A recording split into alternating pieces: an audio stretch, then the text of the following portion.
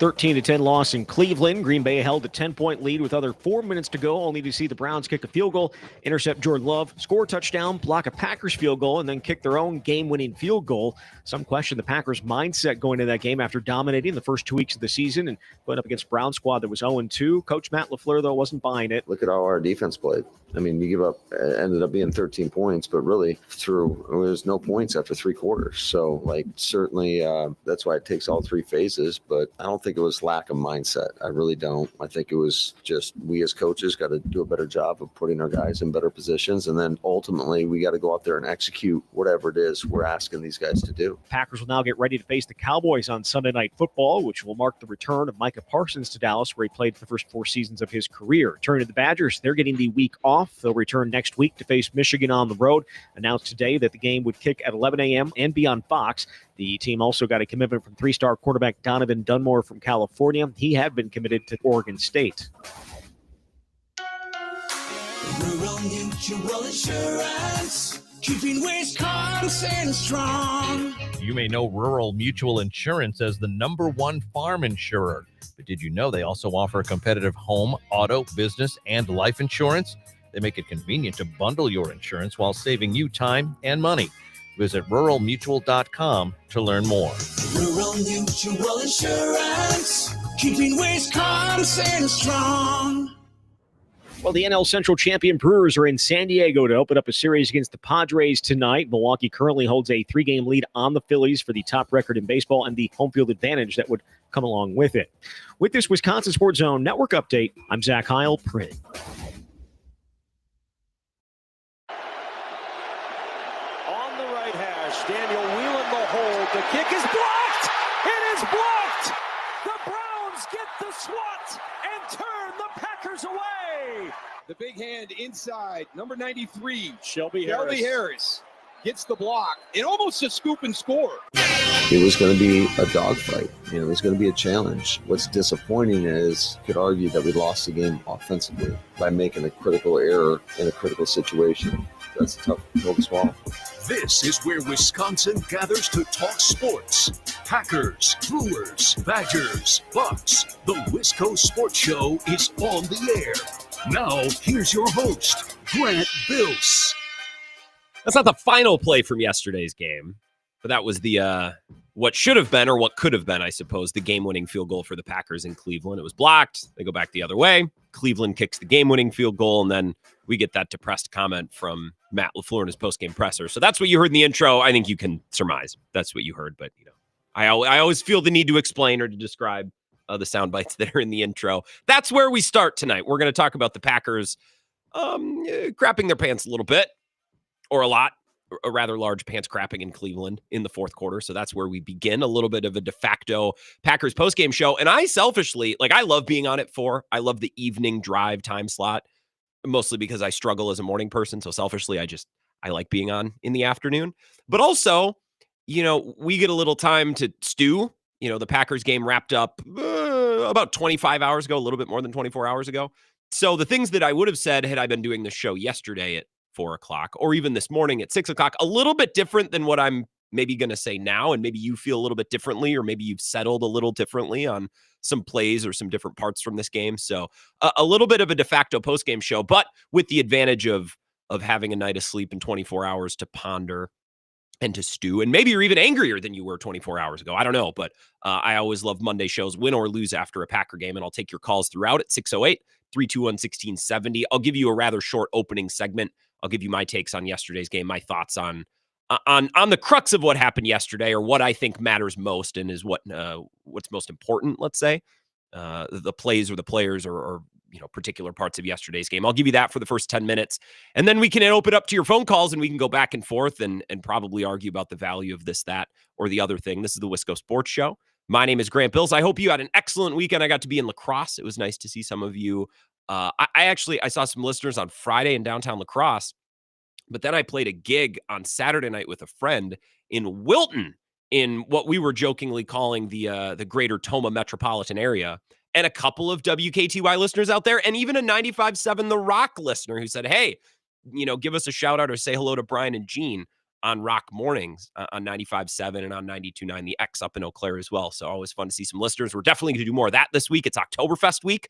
So I will be in town Thursday night at Flipside, Ebo, Flipside on Friday morning for the tapping of the golden can, and Bill will be around as well. So a really exciting and a really fun week-long stretch here. And as it comes to at least interacting with listeners and being able to hang out with some of you. So very excited for coming up. And we'll chat plenty tonight on the phones at the very least today. But I hope you had a good weekend. Kind of a crappy Wisconsin sports weekend. Normally the Badgers don't crack into the Monday show, but losing to Maryland in that way, I think we can make some space to talk about that, and the Brewers clinching the division. We can discuss that as well. So all of that is on the table, but pretty heavy on the Packers. I'll give you my opening take, like I said, and you can comment. The live stream is up and running. The phones, I gave you the number, but YouTube, Facebook, Twitter, at Wisco Grant, all the places that you normally watch. And of course, on the Wisco Sports Zone app, which is the best place to watch and listen to all of our shows. All of the live streams, audio and video are right there, all in one place. Free to download. Super, super slick app. So 10 out of 10 would recommend the Wisco Sports Zone. So the Packers lose yesterday 13-10. And I think the factors in this game that we will discuss the most over the next 2 hours are Jordan Love's performance, specifically the interception that he had in the fourth quarter. So there's that thing. The job that Matt LaFleur did, and there's a lot that goes in that bucket, right? In terms of having his guys ready to play. There were a lot of pre-snap penalties, right? So that goes in the Matt LaFleur bucket. The decision to run Zach Tom out there when he clearly wasn't able to go. And Matt LaFleur explained that in today's press conference about an hour ago. Actually, really, really instructive, really good press conference today that I'll work into the show. What Matt LaFleur said today, this afternoon, a lot more informative and a lot more instructive than what he said after the game yesterday, which isn't surprising. He had a day to stew, and post-game press conferences are always a little bit brief, win or lose. It's pretty surface level stuff. So the decision to play Zach Tom, put that in the bucket. Play calling, obviously, you put that in the bucket. So you have the Jordan Love bucket, the Matt LaFleur bucket, the special teams bucket, getting a field goal blocked. They almost got an earlier field goal blocked, and Larry McCarron even pointed it out on the broadcast. I listened to the last 2 or 3 minutes. I was watching at a friend's house, and I had to drive back to Madison. So I'm like, well, when the Packers got the ball and they got back down into field goal range, I said, all right, I'm just going to win or lose, right? Whether they steal this game back again or they blow it, I will listen in the car. And I was listening to that final sequence with Larry McCarron and Wayne Larrivee. And Larry pointed out before the play, now, earlier in this game, they had a real issue blocking up one side of the line on a field goal attempt. They better get that shirt up. And wouldn't you know, that's exactly what happened, and the kick was blocked. So we have the special teams bucket too. So Jordan Love, especially that interception, Matt LaFleur, and some of the coaching decisions that go into that, whether it's before the game or into the game, the idea of getting his guys ready, right? That bucket. And then the special teams bucket as well. And I think we'll all place different levels of emphasis on each of those areas in each of those buckets. An exercise that I like with games like this felt a little bit like a coin flip game. And there were a bunch of these in the NFL yesterday, especially during the noon slate. ESPN Insights, which I think is what ESPN Stats and Info became. This tweet went out yesterday. There have been 7 NFL games today featuring a game-winning score in the final 3 minutes of the fourth quarter. That's the most in such games in a single day since the 1970 merger, according to the Elias Sports Bureau. So Packers, Browns, Steelers, Patriots, Rams, Eagles, Jets, Buccaneers, Texans, Jags, Broncos, Chargers, Cardinals, Niners. All 7 of those games kind of feel like coin flip games. That's not to say that the team that won didn't deserve to win, or the team that lost didn't deserve to lose. When I say a coin flip game, what I mean is the result could have easily been flipped, and it wouldn't have been a huge referendum on the way that either team played, right? So the Packers, let's say the Packers kick that field goal to go up 3, they kick the ball off, the clock expires, and the Packers, instead of losing 13-10, win 13-10. Just flip the result, like a coin flip. The O-line still played really poorly. They still had a ton of penalties. A couple of those were on special teams. So even that final field goal notwithstanding, it was pretty sloppy day special teams wise. The defense was still elite. Jordan Love still throws a crappy interception. Keep everything about the game the exact same, except for that field goal and the final result. And if you talk to football coaches, now I've never covered an NFL locker room. I've talked a lot to college football coaches in my brief, very small potatoes radio career, because I started on WK2I in lacrosse, which is the flagship for UWL.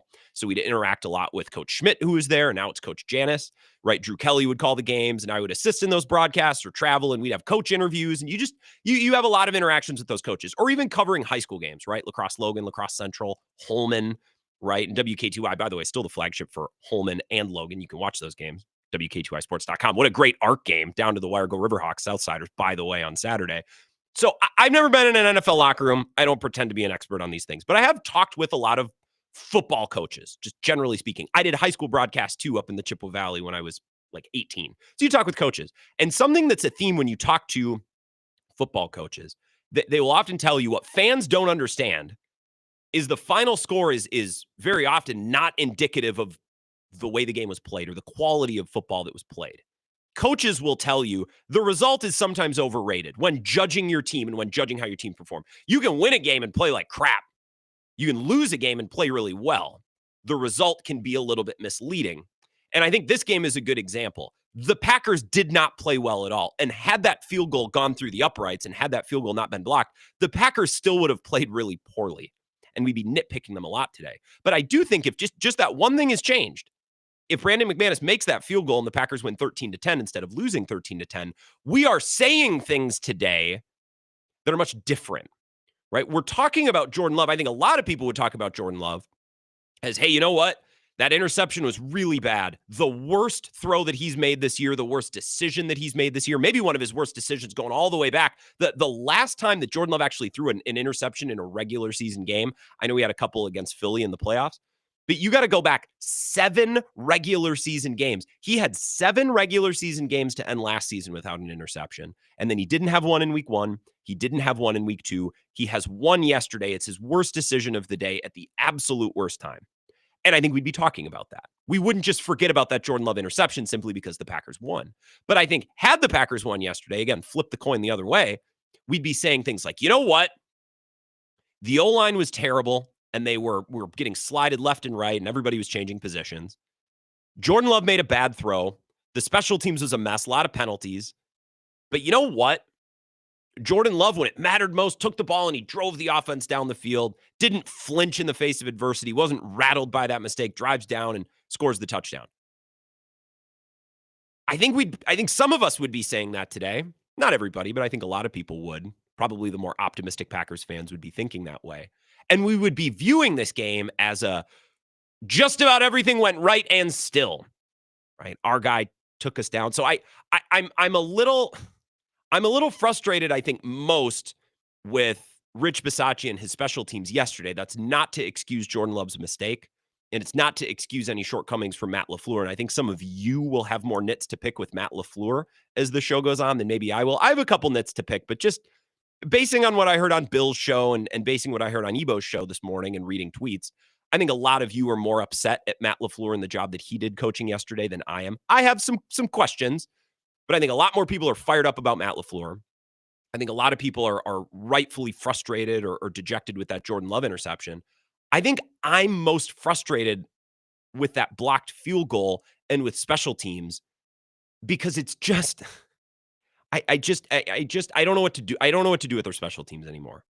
I don't know what to say. I don't. I did Pack a Day with Andy last night with Andy Herman. The episode is out today. I did it with Barry Goldstein. I thought we had some good points. I think it's worth a listen. Pack a Day podcast, wherever you get your podcast, if you want to listen. And I led my opening take when Andy asked me and Perry for our opening takes. I said, guys, I don't get the special teams.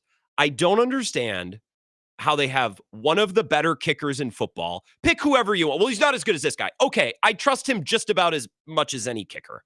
And I don't really trust any kicker as far as I can throw him. But Brandon McManus over the last year or so has done plenty to earn our trust. I think Daniel Whalen, their punter, is awesome and had some great punts yesterday. Everybody seems to tell me that Matt Orzik is a great long snapper, and they're paying their special teams coordinator, I believe, still the most of any special teams coordinator in football. He's also the assistant head coach. And remember, last offseason, there were these overtures, and I speculated on the show that it was Rich Bisaccia's agent. Like, well, I don't know, Rich Bisaccia might take calls on head coaching jobs. Dallas really likes him. And I remember on the show, like, what? Where's that coming from? And the Packers gave him an extension. And I think that was good work by Bisaccia's agent. They have invested over the years in players in the draft. They have made final roster cut down decisions with special teams in mind. They've signed his guy. They've signed Rich Bisaccia guys over the years. And the special teams is still killing him. And you might say, well, Grant, it's one blocked kick. Okay, well, I would tell you that a blocked kick cannot happen in that moment. But also, look at the Packers' last 3 losses, this one included, which was punctuated and I think decided by the inability to block a kick. You go back to the Eagles game in Philly, which was really dead on arrival because Keyshawn Nixon ran the ball out of the end zone and pointed the top of his helmet straight at Oren Burks, a linebacker's chest, concussed himself and puked the ball all over the turf. Special teams mistake. And then the week before against the Bears, sorry to bring this up again, but Matt LaFleur and Rich Bisaccia are on the sideline, clearly not communicating effectively about Brandon McManus's range to the point where Matt LaFleur is play calling one way and taking timeouts, seeming like, well, McManus can't kick from here. Oh, never mind, he can. And then he made the kick. Their last 3 losses have all had glaring special teams mistakes. And it's not because their kicker sucks, and it's not because their punter sucks, and it's not because they haven't invested in who's supposed to be a high-level special teams coach. I don't get it. I don't get it. And I think championship teams, Super Bowl caliber teams, and we're hoping that this Packers team is a championship caliber team, they make up for shortcomings in games that aren't perfect. A championship team has a really good defense to cover up for the fact that the offense has a bad day. A championship team has a good offense to make up for a defense that has a bad day. A championship team has a special teams unit that can hit a kick even when the game got a little bit tighter than it did. These are things that championship teams should be able to do. One side of the ball helping the other, and the other side of the ball helping that one. Like, that's the way it's supposed to go. So we can yell about Jordan Love's decision-making tonight. We absolutely will. And we can nitpick Matt LaFleur. We absolutely will. But in a league that's just about going 1-0 every week, and eventually when you're in the playoffs, it's simply about surviving and advancing, that kick needs to be made. And I think that's what frustrates me most today. Because I think some of the other things that went wrong yesterday, I can say, okay, I kind of see why that happened. And I kind of get why that was an issue. And I kind of, okay, that makes sense to me. I understand that. I can compartmentalize and organize everything that went wrong yesterday, except for their dumbass special teams not being able to execute a chip shot field goal to win a game and just get out of there. Just go 1-0 this week. Just survive in advance, which again is what a high-level team needs to do in the playoffs. Just get to next week. And then when you get to next week, then just get to next week. That's what that block kick symbolized to me. And I can't explain it. And I can't organize it in my brain the way that I can organize everything else. So that's what frustrated me most about yesterday's game. And I think if that kick just goes in, we're having different conversations today. That missed kick, which was it was a 40-yarder. That's got to be 9 out of 10 times at least for a team with a good kicker and for someone as brilliant and wise as Rich Bisaccia, the pit boss. I don't understand it. And that's why that's, for me, the most frustrating part of yesterday's loss. I would love to hear what you think. I want to nitpick Matt LaFleur, and I want to talk about Jordan Love, but I will harp on special teams to begin. Now it's your turn. 608-321-1670, reacting to the Packers losing 13-10 yesterday. They fall to 2-1 on the season, and now have the Dallas Cowboys, who will be without CeeDee Lamb coming up on Sunday Night Football. So you feel good about them in that spot. But before we get there, I want to talk about yesterday, and I'll take your calls next again one more time at 608-321-1670. This is the Wisco Sports Show with Grant Bills on the Wisconsin Sports Zone Radio Network.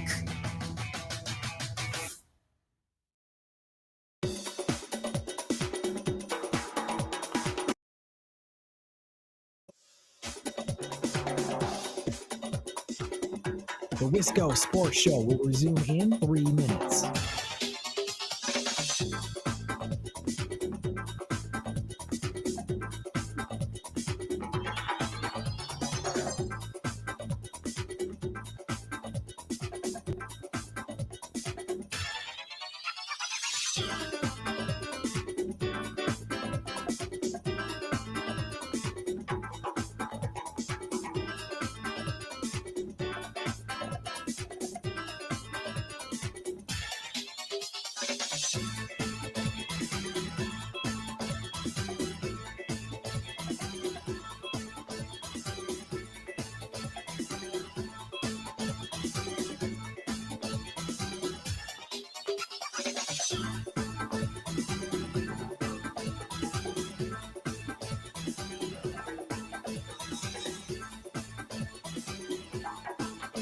The Wisco Sports Show will resume in 2 minutes.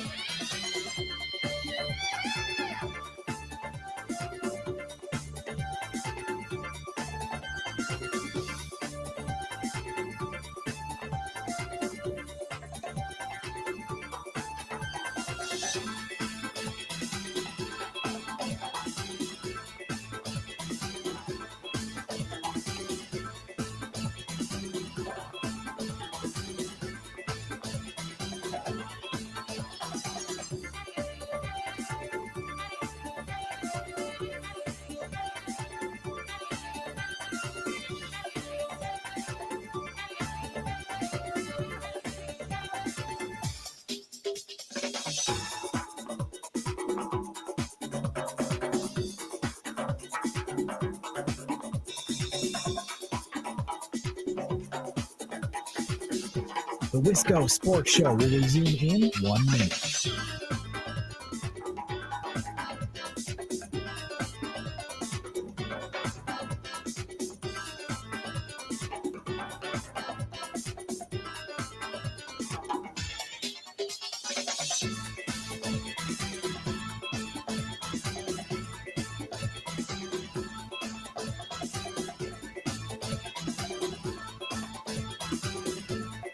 The Wisco Sports Show will resume in 30 seconds.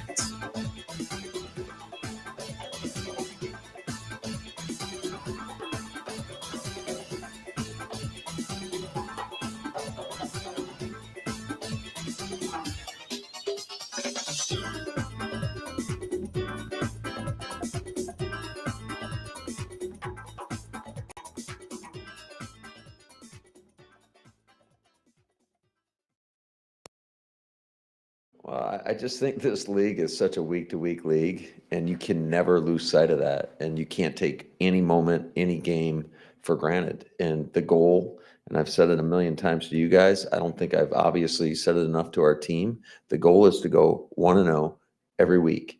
And it pisses me off when we start talking about things outside of the next game. That's Matt LaFleur today. His press conference this afternoon was really instructive, really informative, and I'll give a hat tip to the Packers beat. They asked all the right questions and got all the right topics out in the air today, including the decision to play Zach Tom, his health status moving forward, the Jordan Love interception, which was discussed in last night's postgame presser too. Lots of good different things. So I'll work that into the show when we don't have loaded phone lines and we're not all hot and bothered about this, that, and the other thing. I said in my opening take, yeah, I think Matt LaFleur could have been better yesterday. Jordan Love, that mistake absolutely can't happen. Yeah, correct. My biggest point of frustration is the blocked field goal. They have a special teams gaffe in each of their last 3 losses.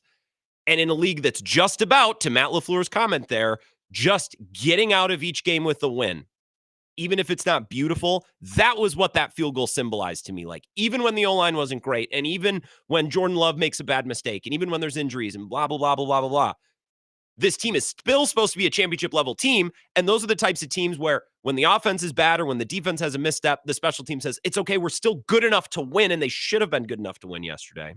It's very frustrating.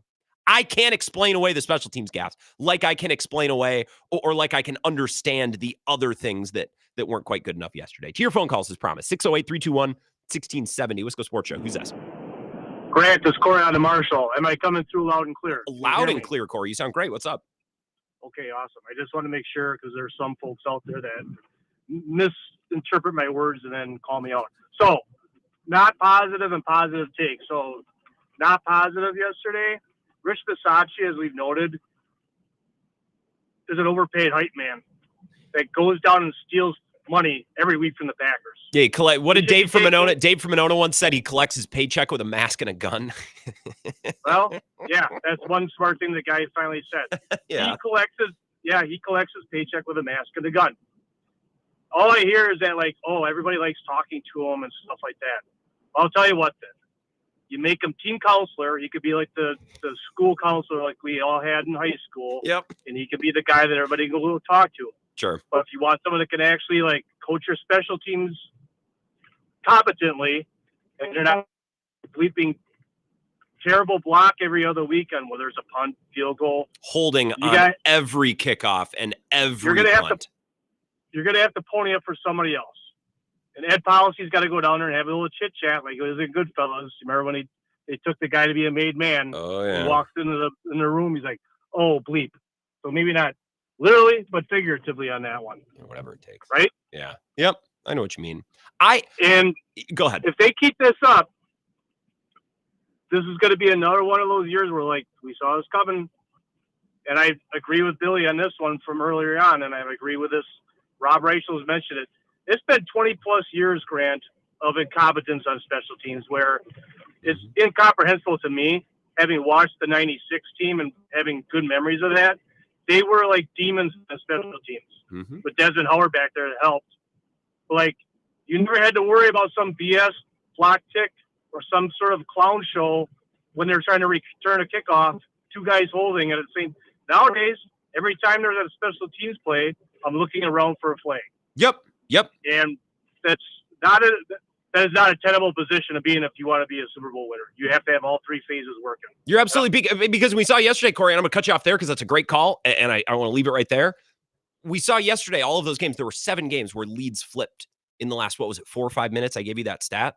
These games NFL games are too close, even between bad teams and good teams. And I think the Browns, that defense at least, that front and the corners could tackle. You see the work that Denzel Ward and Greg Newsome were doing when they tried to bounce to the outsides. Like there's just no free, easy yards against that defensive front and the secondary players, which came up and hit and tackled too. These games are too close. And the special teams plays are massive field position plays in kickoffs or punts, and the Packers were addicted to holding. Yesterday was a kickoff where there were 2 holds. And by the way, had the Browns missed that game-winning field goal at the end, somebody lined up offsides, so they would have got another chance at it. Can you imagine? Oh, my God. 608-321-1670, Wisco Sports Show. Who's this? Grant, Jeremy, how's it going? It's going great, Jeremy. How about you? Oh, yeah, fantastic. After a game like yesterday, you knew you were going to hear from me. Of course. Yeah, right. Yeah, no. You drilled home the point about Versace. I swear to God, that guy's got blackmail on somebody who must. Like, there's just no way. I don't get it. Yeah, no, that was terrible. 43-yard chip shot. I mean, come on, that's got to be a layup, right? It's got to be like 90% of the time, at least. Yeah. And I get a little annoyed, Jeremy, because a lot of people in the last 24 hours have been like, well, Matt LaFleur, that's what he gets. That's what the Packers get for playing for the field goal. Did you guys honestly want them to rip shots at the end zone? I'm confused. Settling and running clock in an ugly game on the road and trying to get out of there with a 40-yard game winner, like I'd play that if Josh Allen or Patrick Mahomes is my quarterback. That's exactly how they should have played it. At least my opinion. I know not everyone agrees, but I don't get the other side of that one. Yeah, and that's lame. But the thing is there's the reason why Matt's going to catch a lot of crap today is just because I don't know the whole game. It just seemed like the whole team. Jordan Love did not play well. He looked lost out there. The whole offense really did. The defense played well enough to win this game for sure. The defense was excellent. The Browns were playing like they were trying to lose it. They were trying. Joe Flacco looked like he didn't want to be out there. He looked like he straight up did not want to be out there. Yeah, the defense was outstanding. Yeah. So the team just was not prepared. The penalties was just. I'm like, what are we doing? It felt like a race to the bottom. Like, who's trying to suck worse at this game? And so LaFleur's play calling, I think he was just trying to play. He was playing like he was scared of Cleveland's defense. And I mean, they played well. Don't get me wrong, but I mean, our offense, if it's clicking and doing what it should be, the run game was there for us pretty much most of the game. I felt like. I don't agree with you on that, Jeremy. Let's talk about Matt LaFleur's play calling. That's a good call. And you get us into the Matt LaFleur thing. I agree 100%. If you want to nitpick him, he didn't have his guys ready to go. Too many mental issues, pre-snap penalties. Have at it. You feast on that one. I can't shoot that one down. They couldn't run the ball yesterday. Josh Jacobs had 16 carries for 30 yards. They couldn't throw the ball yesterday because they could not run block and they could not pass block. The offensive line did not afford Matt LaFleur to really call anything, and it didn't really afford Jordan Love to get into a rhythm. He missed a couple of balls that were thrown out to the flat. There were a couple of those that were frustrating, but I'm not losing sleep over him because it's like, well, it's a swing pass to Tucker Kraft in the flat. Even if he catches that, I don't think any of those plays were going to turn into big plays. I let Matt LaFleur just emptied the kitchen sink over the course of the game. He's like, well, we can't run the ball. Let's give this a try. Okay, that didn't work. Let's give this a rip and see. There's just nothing worked. The most successful thing that they actually were doing, which Packers fans hate, were some of those sweeps to Matthew Golden. And they would go for like 4 yards. which isn't a super successful play until you consider they were averaging less than 2 yards per carry and they couldn't protect Jordan Love. So, like, what is Matt LaFleur supposed to do? What play call is he supposed to go? Well, he was play calling scared. I would too. The way that his O-line was protecting or not protecting, the way that they couldn't run block, the O-line didn't give Matt LaFleur any possibilities or any opportunities to do anything. So over the course of the game, he basically tried everything. And it should have been barely enough, again, if you can just make a field goal. I won't really rip Matt LaFleur for play calling yesterday. The whole having his guys ready to play and the pre-snap penalty, that thing, yeah. I'll even give him a little bit more of a break on that than I think a lot of people are, because like half of their O-line was hurt and the rest of them were playing out of position. So yeah, it makes sense that there's an extra false start or an extra procedural issue when your left guard is playing right tackle and your right tackle's on the bench getting his face mask fixed. And it was a fire drill. So even some of the procedural penalties, it's like, yeah, normally I'd hammer Matt LaFleur and he didn't have his guys ready to play. I think when half of your O-line is hurt, and at one point they had their final 5 in. When Rasheed Walker was on the sideline waiting to get his face mask fixed, they had no other linemen. Like if Rasheed Walker, instead of breaking his face mask, broke his leg, that was it. They had nobody left.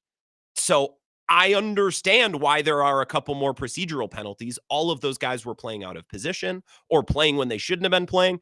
But again, you want to hammer Matt LaFleur for the whole not having his guys ready to go. I think that's fair. Have at it. The play calling, I don't know what he was supposed to do. 608-321-1670. One more call here, and then I'll get to some text before our next break. Wisco Sports Show. Who's this? Grant. Cone. Silver lining of this game. It's out of conference. The Browns still stink. And it humbles our locker room up a little bit because there was way too much talk about undefeated season. We're the best team in the league, blah, blah, blah, going into this game. So, it's not the Vikings we lost to. It's not the Lions. God forbid it's not the Bears. But, silver lining. And not to look ahead, Cone, because it's Monday. But in the spirit of what you're saying, if the Packers roll into Dallas next Sunday night and play really well and win, and I kind of expect them to, that's a place they're comfortable, and Dallas is now without CeeDee Lamb. They go into the bye 3-1. And again, I hate this exercise, but I'll do it. If you would have told me before week 1, they'll be 3-1 going into the bye, I said, hell yeah, that's great. That's a great start to the season. I wouldn't have expected the loss to come in Cleveland, but sometimes these early games against, non-conference opponents, they're riddled with injuries. Sometimes it gets weird. The NFL can get weird. So I'm with you on that. I'd rather have this loss now than later, and I'd rather have it against the Browns than the Vikings or the Lions. Yeah. All right. Yeah, I agree. And how do you square Jordan Love's performance? Because you're giving Matt LaFleur some excuses. It sounds like you're being pretty light on Jordan Love. What's your logic going into that? Well, the interception's horrible. It's horrible for a bunch of reasons. The play call was like he was throwing the ball where the play was supposed to go, but Grant Delpit read it really well. My problem is like Jordan Love, you need to be enough of a human. You need to be enough of a processor. Or even if you think that's where the ball's going to go pre-snap and you look up, like you need to be able to read that in the moment and eat it. Especially knowing in this game, if I just take a sack and we punt the ball away, we still probably win. Like that's really frustrating. And the ball was like at the ground. It wasn't even a good throw. So yeah, it's a horrible throw. I think sometimes Cone, and it's going to sound like I'm giving him excuses here. I trust me, I'm not. I think Jordan Love throws one pick and the whole football world is like, well, there's Jordan Love. When over the last, half dozen games or so, he's actually been like mostly interception free. So I think sometimes he's graded pretty harshly, but that's a horrible throw. And if he doesn't do that, they win going away, even if he just throws it into the ground. So no, I'm not going to excuse it at all. I mean, what do you want me to do? You want me to do a segment where I just yell at Jordan Love for being a bonehead? Like I can do that. And if you think I'm being soft for not doing that, I understand that. I think it's pretty cut and dry and clear. Yeah, I agree. But I just think, Rich Bisaccia is getting a lot of crap today. Rightfully so. He also deserves it. But we're not even talking about a chip shot field goal if Jordan Love doesn't throw that pick. I mean, the Browns were going nowhere on offense. They put him right back into the game. And I know Jordan Love's played well over the regular season, but these interceptions they killed us last year in Philly, and they killed us yesterday. So, he's got to be better. He does have to be better. He has to be better. He wasn't protected yesterday at all, Cone. I appreciate it. And Cone, in the spirit of your call, I actually have a soundbite. This is Dan Orlovsky this morning. We played this on Bill's show on Get Up. I think this articulates really well, Cone, you're saying he just has to be better in that moment, at that play, with the situation of the game being what it was. This is Dan Orlovsky this morning. I think this is really good. We played it on Bill's show again. he's got to grow up. Jordan Love has to grow up. He has to mature. Someone in that building has to get his attention and say, this play has to get out of your game. Because in that game, when you're watching it, you're watching the Browns defense destroy the Packers offensive line. So there's nothing really that Jordan Love could have done. And then in that moment, it's 3rd and 3. Matt LaFleur calls basically about as safe a play as you can call that you should have repped hundreds of times in your life. All you have to see is that internal defender follow the tight end, then you can throw the slot. If he doesn't follow tight end at all, you cannot throw that slot inside slant. He does, and hurts their football team. That's why someone has to go. You can't do that. There's no reason for us to lose that football game other than that play, because it gives them life and it gives them points. Jordan Love is going to have to learn from that moment, has to grow up from that moment to go from super talented young man to the person that could control and command the billion-dollar company, because that's what's on his shoulders. It's a really good comment from Dan Orlowski. We played that earlier. I'm going to take a break because we got empty phone lines. Seems like a natural pausing point. We hit Bisaccia, we hit LaFleur, we hit Jordan Love. We'll circle back and we'll hit all of these topics and others throughout the course of the show. I want to get to your texts on the text line, 608-321-1670. When we come back, I see Gordon in La Crosse said, #don't discriminate on the text line. I'll get to you. I'll get to your comments next, and I'll continue to take your phone calls and work in some audio from Matt LaFleur's presser from earlier today as well, because it's really instructive in circling back and understanding further what happened yesterday. So all that's coming up next. This is the Wisco Sports Show with Grant Bills on the Wisconsin Radio Network. The football has started, but training camp isn't over. It's training camp for the season that really matters. Oktoberfest season at the La Crosse Beer House. Prepare your appetizer game with pig wings or a 24-ounce pretzel to share with the squad. Main course drills include locally made brats and amazing batter-fried fish. Wrap up your training with the best selection of German beers in the area. Oktoberfest won't know what hit it when you complete your training camp at the La Crosse Beer House, corner of 3rd and Pearl, downtown La Crosse.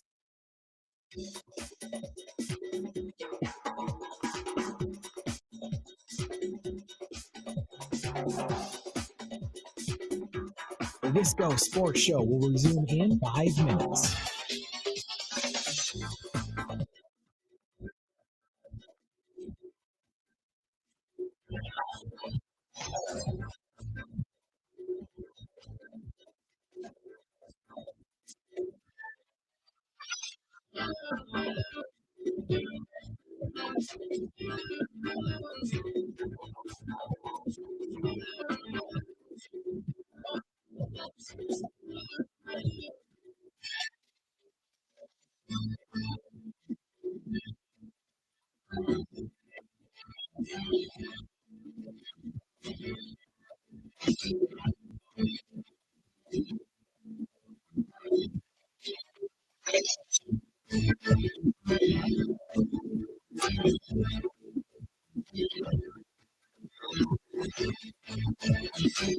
The Wisco Sports Show will resume in 4 minutes.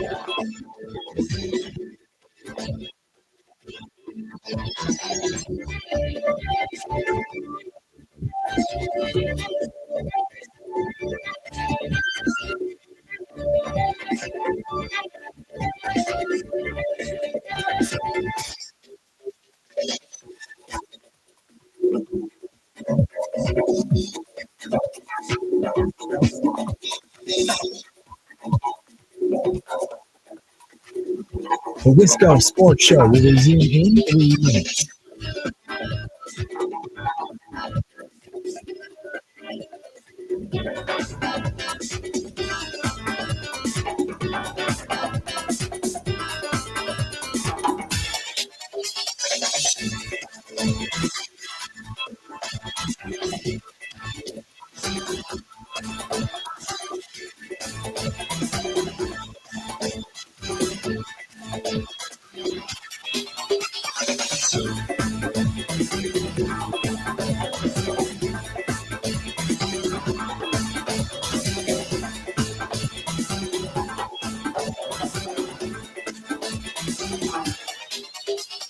The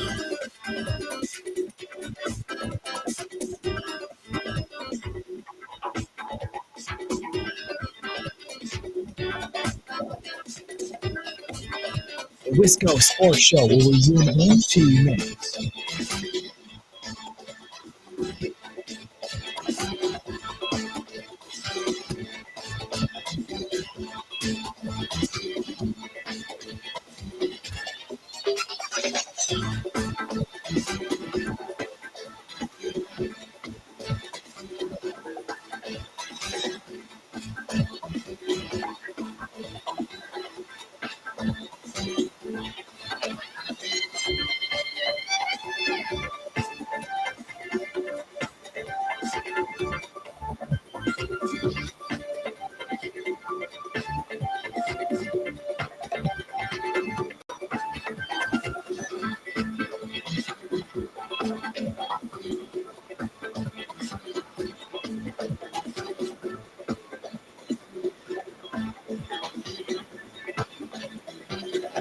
The Wisco Sports Show will resume in 1 minute.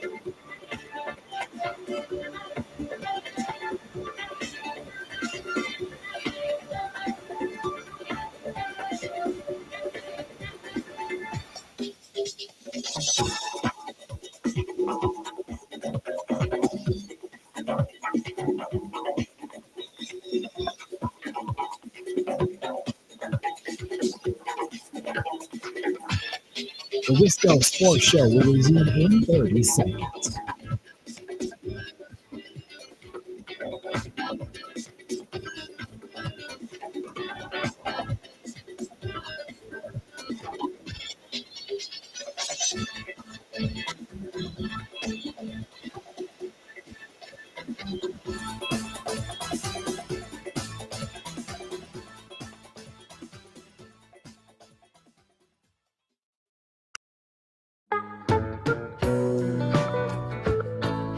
Wisco Sports Show, I think probably at some point in the 5 o'clock hour, maybe we'll mix in some Badgers comments.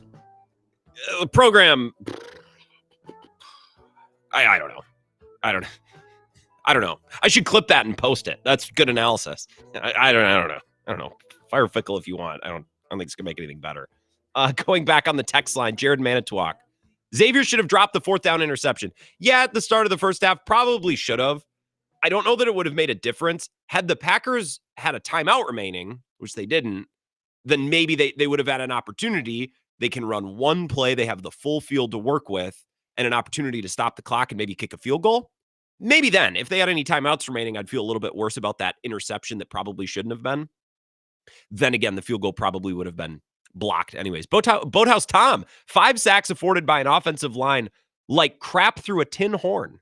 Wholesale penalties, 2 offsides by your multi-million-dollar superstar that would have earned him a kick in the rear in high school, and a hooah head-up-ass play-calling scheme.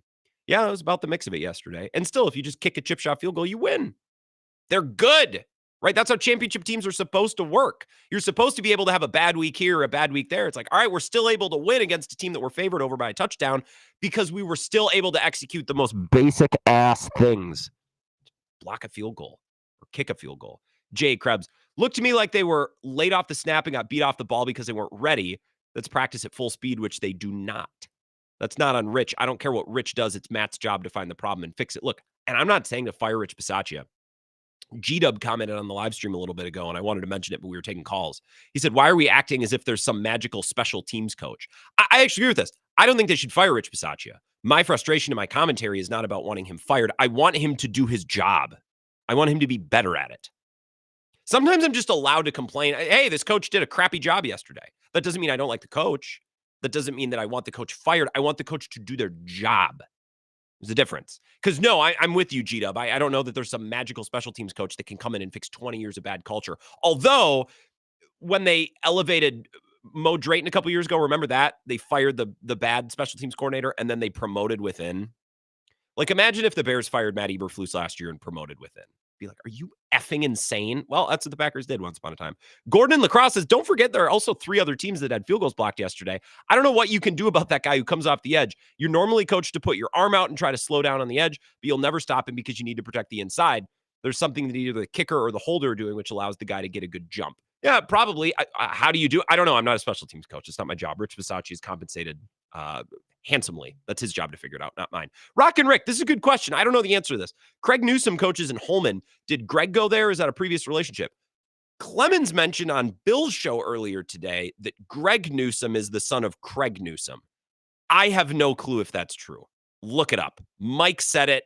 I don't know if it's true. If Mike says it, it's probably true, but I cannot confirm or deny. Jay in Alaska, can you explain why Green Bay snapped the ball before the end of the third quarter with less than a second to go? I thought it was a turning point in the game and fired up the Browns. I think it probably did fire up the Browns. It's still very winnable. It's just a frustrating sequence. Like, just run the clock. Just run the clock down. Just run the clock down. Go to, I don't know. It seemed like the fourth down against the Commanders where it's like, we got to snap the ball. No, you don't. Like, no, you don't. You don't have to snap the ball. What are you rushing for? Why are you hurrying? Just relax a little bit. It's just frenetic. Johnny Cribbage says, what will be the silver lining for the next loss? And next, bad L. Worse than Wisco because the Pack is really better. Yeah, they don't blow like the Badgers do. Well, the next loss, look, a lot of our commentary about this game is based on the idea that they come out and look more like the version from week 1 and week 2 against Dallas than the version we saw yesterday. If they come out against the Cowboys and look like they did in week 1 and week 2, you're 3-1 going into the bye with an opportunity to get healthy. Thumbs up. If they look like the same team against Dallas that we saw yesterday, well, now through 4 games, we have a tale of 2 seasons. The first 2 weeks looked great, and then the next 2 weeks looked a lot like last year. Slow starts, mental mistakes, execution errors, and piss poor special teams. And now we have to have a question about whether the first 2 weeks were a mirage or not. I would like to avoid that. I think we'll avoid that because I'm pretty confident about their chances in Dallas. But again, yes, some of the commentary today is based on the idea that it's one weird off game and a weird weekend, and they'll look better against Dallas this weekend and I'll be fine with the world. One more text says, everybody wants to blame the coaches, but at what point do the players have to take ownership? If I'm a coach and tell you, hey, don't line up there, or hey, shift over there, slant to the weak side, just anything, how do we know these knuckleheads are giving the correct coaching, but they're not implementing it? I don't know if that's what it is, but it's a possibility. Of course. Yeah. Of course. If I do a bad job, it is my fault, but my boss or whoever's ultimately responsible. That's just how the chain of command works. You're correct. Yes. But I'm not going to parse that out. The frustrating part is their last 3 losses all have a terrible special teams gaffe. Like, are you telling me that was Keyshawn Nixon and then it was McMahon? Like, are you telling me it's an individual player every time? It's not just a one-off yesterday of players who didn't do their job. It's systemic. It's holding penalties on every kickoff and every punt. And it's failure to block up field goals. And it's missteps on a return, returning balls that you shouldn't. Matthew Golden just let a ball go yesterday. Cost him like 15 to 20 yards of field position. Dribbled all the way down to the 3. Go catch the punt. Well, Matthew Golden's a rookie. Shouldn't be out there. Okay, then that's on Rich Bisaccia too. Then he should know better not to put him out there.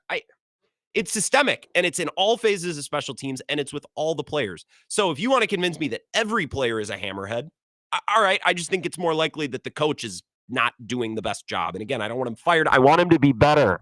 608-321-1670. Time for a couple calls here before our final break of the hour. Wisco Sports Show. Who's this? It's Ron from Madison. Hey, Ron, what's going on? 2 things. Don't pass it. Just run the ball. 3rd and 2. You're still up 7. Run the ball. Are you talking about the play that Jordan Love threw the pick on? Yeah, when he dropped back, I said, oh no. I closed my eyes. Because Cleveland was down to 1 timeout. Even if they don't get the first down, they can punt. Yeah. Punt is down deep. And Cleveland wasn't going to score on us if we didn't screw up. I agree. Yeah, I agree. Most likely. I think also, Ron, you know how this works. Like if they punt it away and then Cleveland drives down and ties it, we're saying, well, they weren't aggressive enough. They shouldn't have just ran the ball. So I'm not trying to be devil's advocate because that guy's annoying as hell. I think yesterday, the way that game was going, had they just handed it off and punted it, they probably would have been fine. I also don't think it's the end of the world that they threw. Jordan Love, it's on him to not throw the worst pass of the day in that moment as well. Yeah, I mean, he had no. I mean, there were 3 or 4 guys there for Cleveland. He had no chance to complete that. But another thing, they had 10 days to get ready for this game. That what makes me mad. They had 10 days. Yeah. And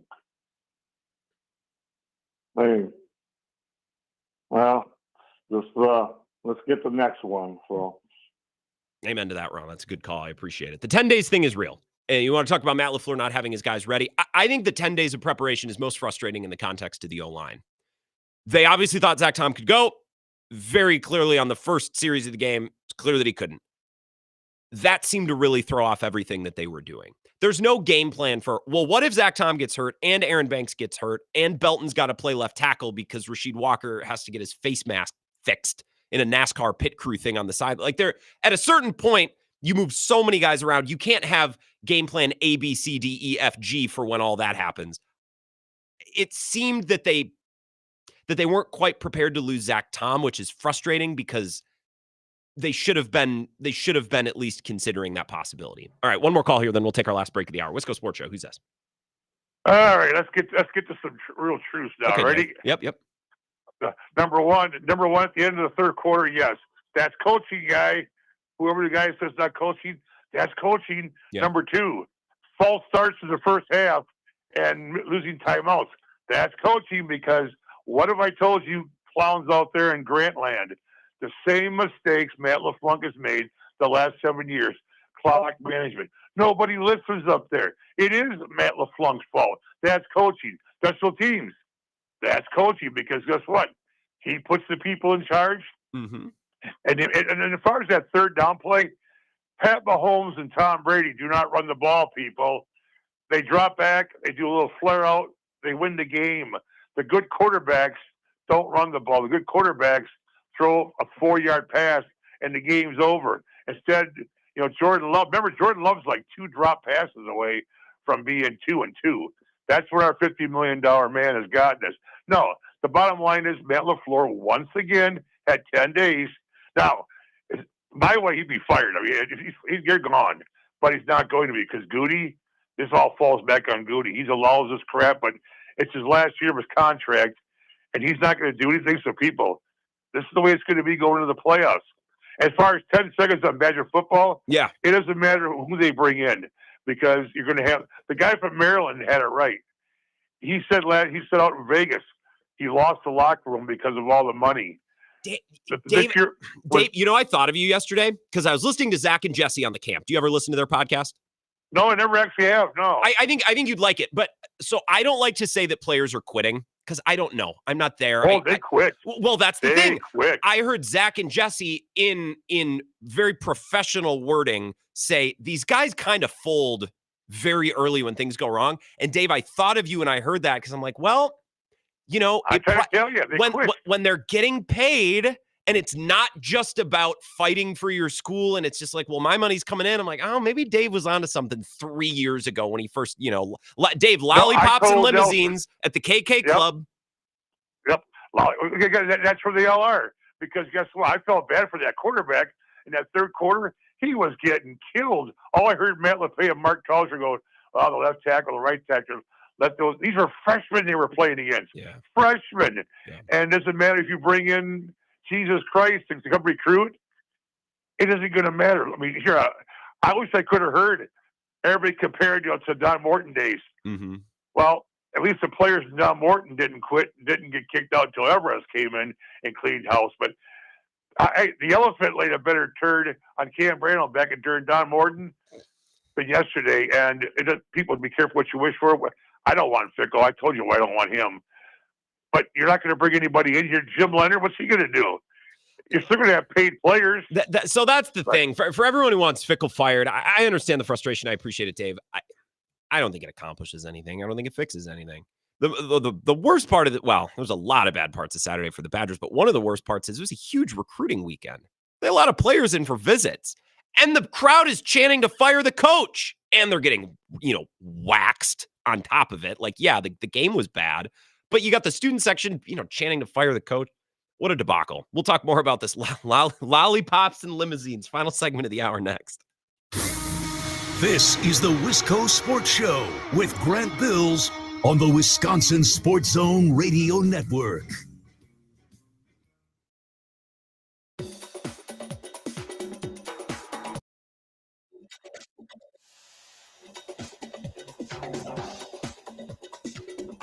The Wisco Sports Show will resume in 3 minutes.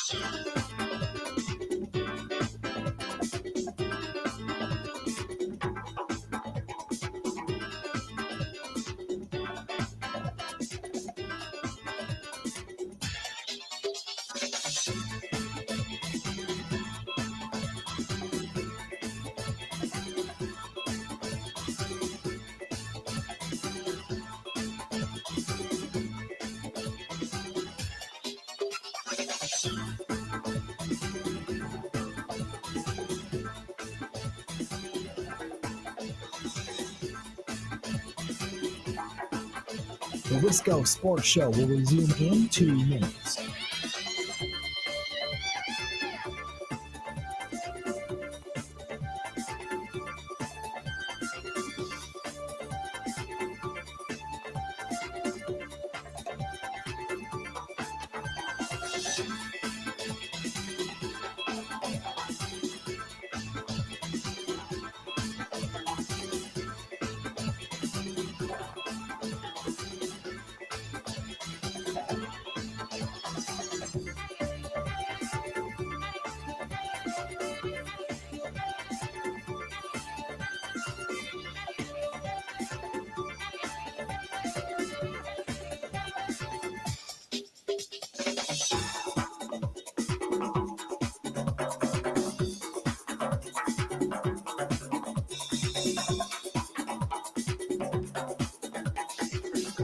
The Wisco Sports Show will resume in 1 minute.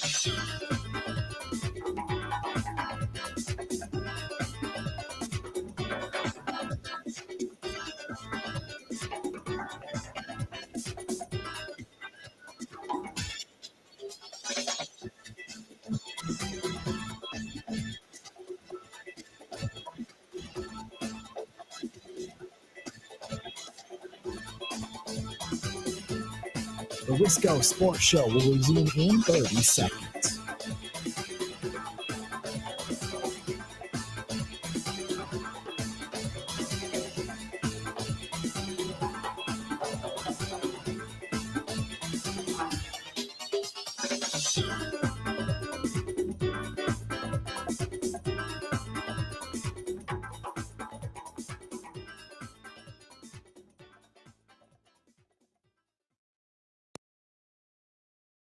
Yeah, I feel what they, I feel what their pain is, but there's nothing that we can do other than keep grinding, keep working. We have to play better. So, I don't get upset. I don't, lose my mind because of what the way they feel. They're passionate about what they do, and what they want to see, and that's what you love about this place, and that's what that's what you signed up for when you came here. Knowing that this place is passionate about it, they've got a history, and they expect more, just like I do.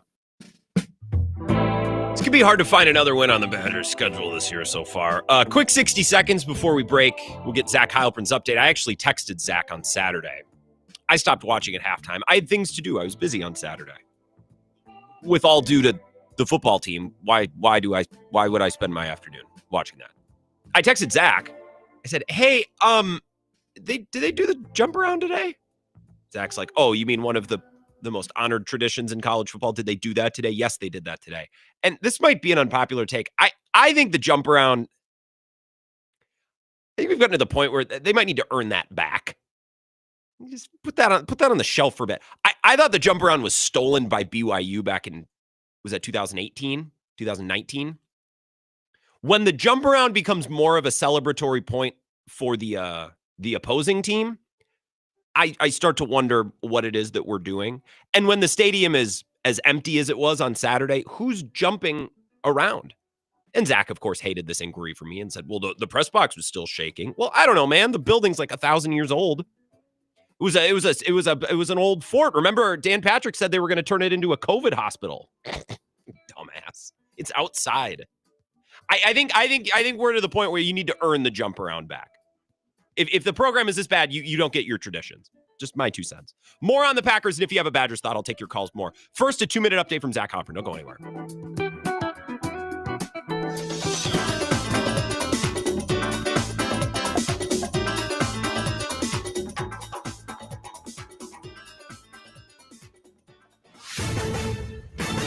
This is a Wisconsin Sports Zone update. Well, the Packers got humbled in Cleveland yesterday in blowing a 10-point lead in the final 4 minutes to lose to an 0-2 Browns team. Many had talked about Green Bay being the best team in football through the first 2 weeks of the season. Left tackle Rasheed Walker even said last week that he thought they could go undefeated. Coach Matt LaFleur was asked today about that, made clear his position. I think it's always a good reminder, like, hey, guys, pump the brakes on everything. We're just trying to win one game at a time. If you're thinking or have your sights set on anything outside of that, I think think you're focused on the wrong things. We got to be focused on trying to get better. Obviously today, the focus is, first of all, being honest about the tape and what the tape says, and then learning from that, and then it's moving on. On the injury front, Javon Bullard in the concussion protocol, while defensive lineman Devontae Wyatt is day-to-day with a knee injury. Right tackle Zach Tom did not suffer a setback with his oblique injury when he left after one play yesterday, but his status for Sunday's game at Dallas up in the air. Turning to the Badgers, their game at Michigan announced today as a noon kickoff on Fox. That game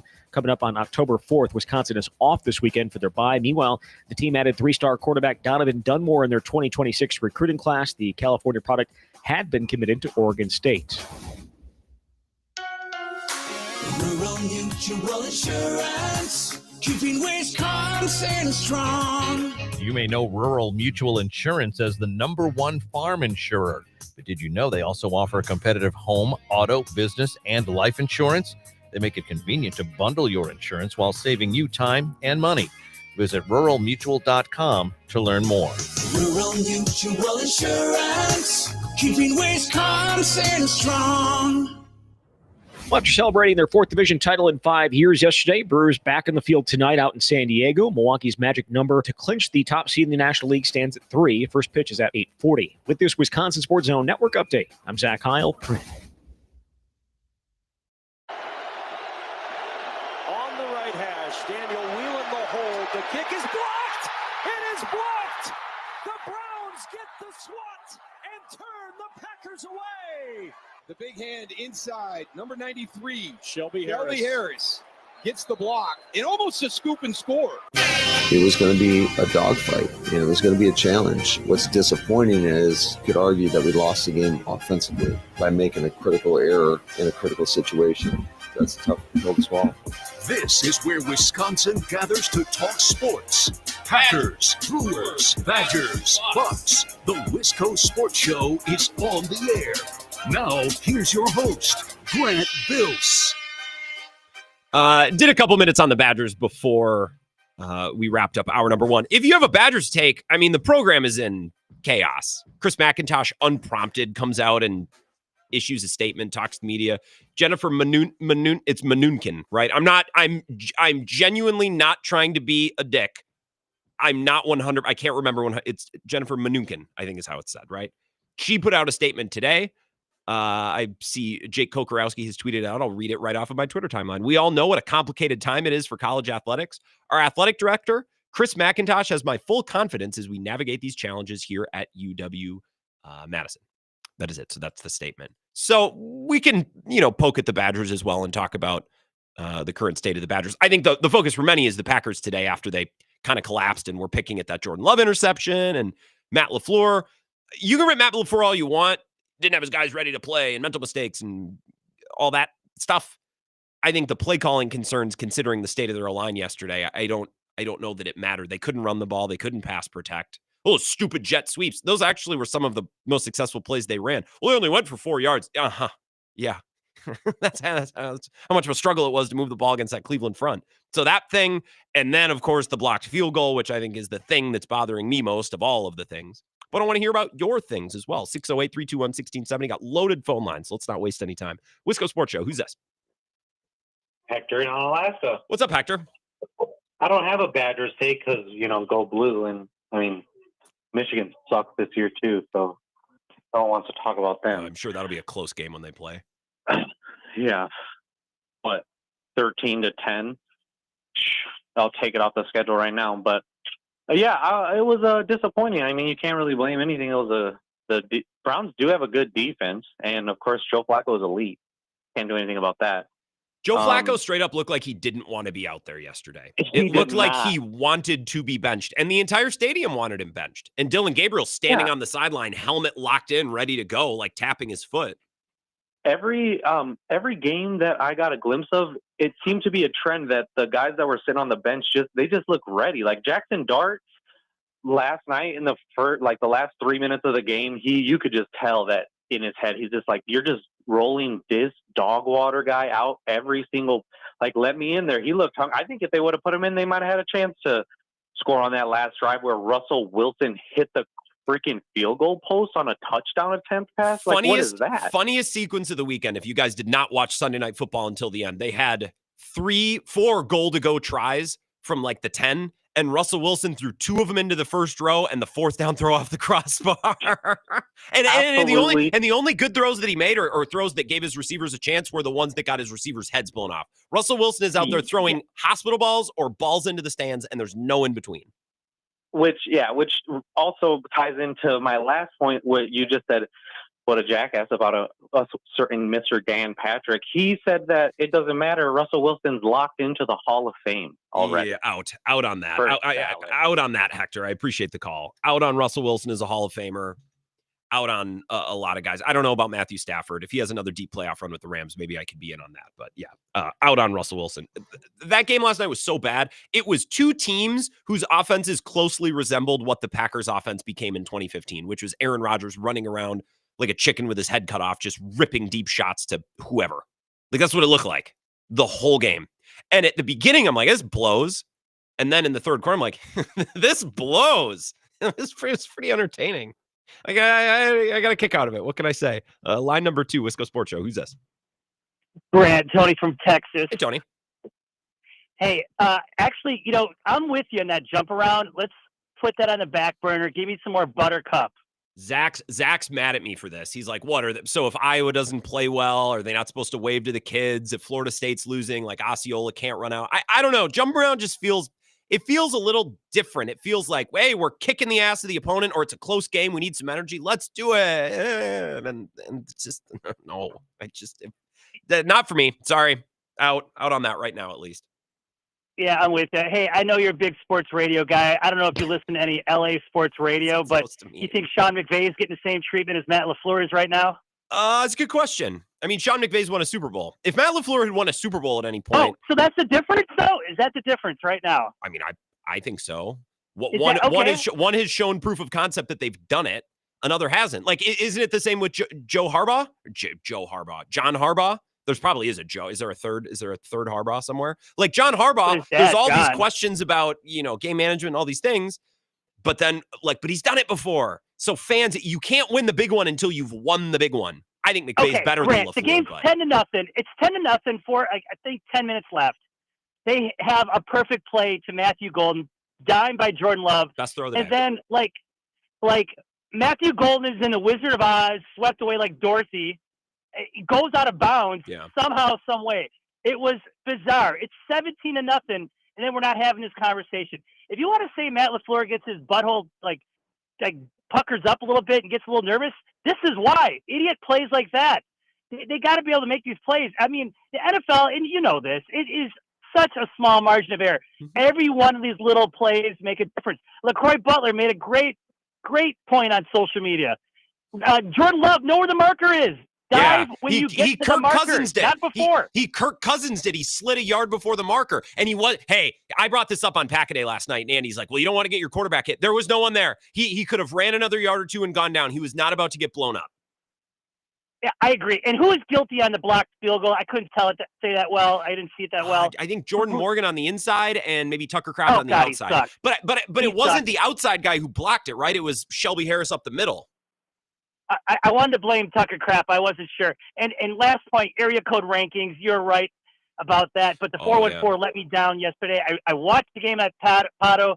I'm in town. I watched that Potawatomi. Not enough Packer fans there. It kind of pissed me off. But where's 262 in that ranking? I don't know. Bottom. So I did tweet out my area code rankings earlier today. These are very subjective. This is not commentary on the area represented by the area code. It's just a combination of numbers. My favorite 3-number area codes, and they are as such. 608 is number 1. I think that's a banger. 414 is number 2, banger. And if you want to argue 414 should be number 1, that's fine. I have 715 at number 3, the 715. I think that plays very well. 920, not for me. That's 4th. And then 262 is 5th because 262 feels like the little brother to 414. I can't have a little brother, above an area code like 715 or 608 in the rankings. Those are originals. 262 is so. Yeah, people are. I'm getting yelled at on. I'm getting yelled at on Twitter for the politics of the areas, and it's ethical engagement farming is what it is. All right, another call. Wisco Sports Show. Who's this? Denny from Holman. Hey, Denny, a 608 man. What's going on? All right, I'm just gonna say a few things. I listened to the Badgers Saturday as well with Matt, and literally you could feel through the radio how he was talking about our O'Neal getting just beat and murdered. Yeah. You know, I mean, that kid's a tough kid. He is. And for Fickle to come and say, you know, I know they're passionate. The only thing he's passionate about is $48 million he's getting. You know. Well, I think Luke Fickell, understandably, Denny, is like, well, what can I do? Like, what can I do that I haven't tried? What, like, he's got to feel like he shows up every Saturday and it's the same thing. And the players like seem to Groundhog Day. Yeah, like Groundhog Day. Like and Zach and Jesse on the camp said this team, the first sign of adversity, especially the offense, they just kind of fold. And I don't know. The longer this goes, I almost feel bad for Luke Fickell. He's getting a bunch of money, so I don't feel bad for him. But I feel like he's a victim in this as much as anybody else. And you know what else is bad? When your old team players start commenting now how what a shit show it is, you know? Sure. I mean, that's not good. So with the Packers now, I just wanted to make a few points. 14 penalties is unacceptable. And if you remember 4 years ago when the Packers played the 49ers, one thing Shanahan said is we knew we could get points off their special teams. They've done all year. And I feel another thing is, one good thing about this is policy is not going to, it might let go on this year, but next year it will be a whole new different scenario, I feel. Yeah, I go back to something I talked about with G-Dub. So G-Dub, Greg on the live stream, but he calls the morning show a lot. G-Dub does not call the show as much, and that's fine, G-Dub. Thank you for listening. I appreciate it. He was pointing out in the first hour, like, well, Grant, what do you want to do? Fire? There's no magical special teams coach that's going to come in and fix this. In fact, that was supposed to be Rich Bisaccia. And G-Dub, I would agree. I'm mad about the special teams, and I'm annoyed with Rich Bisaccia, but I'm not saying they should fire him. I just want Rich Bisaccia to be better. That's it. Like, that's it. You know what I mean? Like, if my boss comes in and is like, Grant, your show numbers are kind of down. He's not saying I'm going to fire you. He's saying I would like for you to get those up. Days like this, by the way, make that much easier. Like the Packers doing what they did yesterday, and then the Badgers doing what they did on Saturday. That's funny. With Tyler and Mass's no dump button. No, there's a dump button on the radio, but not on the live stream. I don't want them to fire Rich Bisaccia. I think the Packers have a cultural issue. Like it's innate to Green Bay the same way that bad quarterback play is innate to Chicago. You know, some of these organizations, they just have, you know, not identical, but things in their identities that just, they don't seem to change whether or not they bring in different coaches or hire different people. And the Niners, by the way, are not known. Shanahan's special teams blow too. So to say Shanahan, well, they knew. Yeah, well, it's not like Shanahan's some, you know, special teams whiz. 608-321-1670 Wisco Sports Show. Who's this? Mike in Eau Claire. Hey, what's going on, Mike? Yeah, I'm not too concerned, or I should say as concerned as other people, I should say. Like my mom was texting me during the game, like, what's wrong with the Packers offense? I'm like, we're down 2 offensive starting linemen and 2 starting wide receivers. Yeah, and then they started moving guys around. You know, Jordan Morgan's playing every position. I think Jordan Morgan is better than he showed yesterday. And Matt LaFleur in his presser today, I'll play this cut for you next, said like, yeah, I think maybe we're overloading this guy a little bit. And that manifests in some of these procedural penalties. So everyone wants to, you know, rake Matt LaFleur over the coals. All these mental mistakes, didn't have his guys ready to play. Well, some of them, yeah. I also think when you start putting your left guard at left tackle and your left tackle, like that stuff's just going to happen more often, whether or not the coach had him ready to go or not. Yep. And then if you itemize that play by Jordan Love, he was trying to throw it away. The problem was 2 guys ran past with the receiver. He throws it 4 yards behind him into the ground, just not low enough. He didn't see, there was a lineman directly in his way, and his own guy in his, like he obviously didn't see that guy, and he didn't throw it low enough into the ground. He's in the pocket, so he can't just airmail it out of bounds. It's intentional grounding then. So he's trying, in his youth, I'll give him that one. He was trying to throw it away. He just didn't do a good enough job of doing that. I think you might be onto something, Mike, in that as he's throwing, he's thinking, oh no, there's a guy there. But these are milliseconds, right? So I don't know if he's like, well, I can't stop throwing, but I'll try to throw it down, but he didn't throw it down enough because it was a pretty crappy throw too. Delpit had to go down and get it. And I'm with you 100%. You got to make that kick. That's unacceptable. I know. I don't care how many kicks got blocked yesterday. We brought in a kicker. We have special teams in place. We got to make that kick. I'm with you. Yeah. I'll let you go, brother. Thank you. No, thank you, brother. That's Mike up in Eau Claire. The special teams thing annoys me the most. To reiterate my point back at 4 o'clock, and then I'll get back to your phone calls. Give me 60 seconds. The Jordan Love interception is very bad. It was his first one of the year. Yes, it came at a terrible time. I understand that. People talk about Jordan Love like he's Jameis Winston, and he throws 3 of them game. And for the last 10-ish regular season games, that's not been the case. It was horribly timed. Yes, I understand. But I can take that interception and understand it. I can wrap my arms around it. I can understand why the offense looked so disjointed, and I can understand why there were so many procedural penalties because the offensive line was a fire drill and they were playing an elite defensive front. I can understand that. It's not to say that it's excused, but I understand it. I can make sense of it. I have no clue why their special teams still blow. It doesn't make any sense. I can't wrap my arms around that. And that's why that's what's sticking with me. And that's what frustrates me. A couple more calls here before our next break, and then I'll get you some of Matt LaFleur from today, because he actually did a really good job kind of explaining or giving us some further insight on some of the things that we're talking about. Wisco Sports Show. Who's this? Hey, Grant, it's your buddy Luke from Fall Creek. Hey, what's going on, Luke?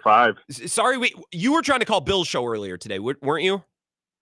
Yep. Yeah, so there's just a million phone calls coming in, and then we had guests, and so I'm sorry about that, Luke, but you're here now. What's up? I'd rather talk to you anyway, selfishly.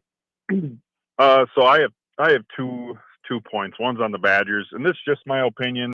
Correct me if I'm wrong, but I don't think the Badgers are ever going to be good enough anytime soon unless 2 things happen. You lower the GPA or you get rid of the NIL. We need athletes from Florida, Louisiana, Alabama, Texas, and it's never going to happen. And then the other thing is we live in Wisconsin, and athletes from down there are going to be like, I am not going to play in negative degree. So that part just stinks. Not all of them, Luke, but I don't know, man. When this program's right, Madison's a pretty cool place. I don't care if you've never been north of the Mason-Dixon line. You come up here and it's a night game at Camp Randall and it's the jump around. Like I think Madison pulls a little bit better than you are leading on there. They're not going to get everybody, but when this program's right and this team's great and Camp Randall is rocking, like I don't know. I think they can pull some. Geographically, they're limited, but they can do a little bit better than I think you were leading on there. But continue. Sorry, I cut you off. I guess what I mean is getting 5-star athletes. It's just not in the cards for us. Anyways, my question to you though is, and this is just me thinking and being a smart football player, I guess you would want to say, or a football coach. Okay, it's 3rd and 3. We're up 10-3 with 3 minutes and some change left when Love throws that interception, right? Mm-hmm. Why not instead? Why not run the ball outside of the tackles? Because that actually worked yesterday. Inside of the tackles, we didn't get anything. Yeah. But outside of the tackles, it worked a little bit. Okay, if it doesn't work, you punt the ball. Our punter is a stud, right? So either it goes into the end zone or, you nail them inside the 10-yard line. They have to do a legit drive one way or the other. They have to put a drive together, whether that's 70 yards or 80 yards or 65. They have to put an actual honest to goodness drive together. And guess what? Besides the one field goal, they never did it. Yeah. Not one time throughout the whole game. I guess that just kind of ticked me off. I don't understand Matt LaFleur and his play calling there, especially. And another thing, Grant, and answer me this. Do you feel like, except for the last drive when we went down and got that field goal that ended up being blocked, right? Yeah.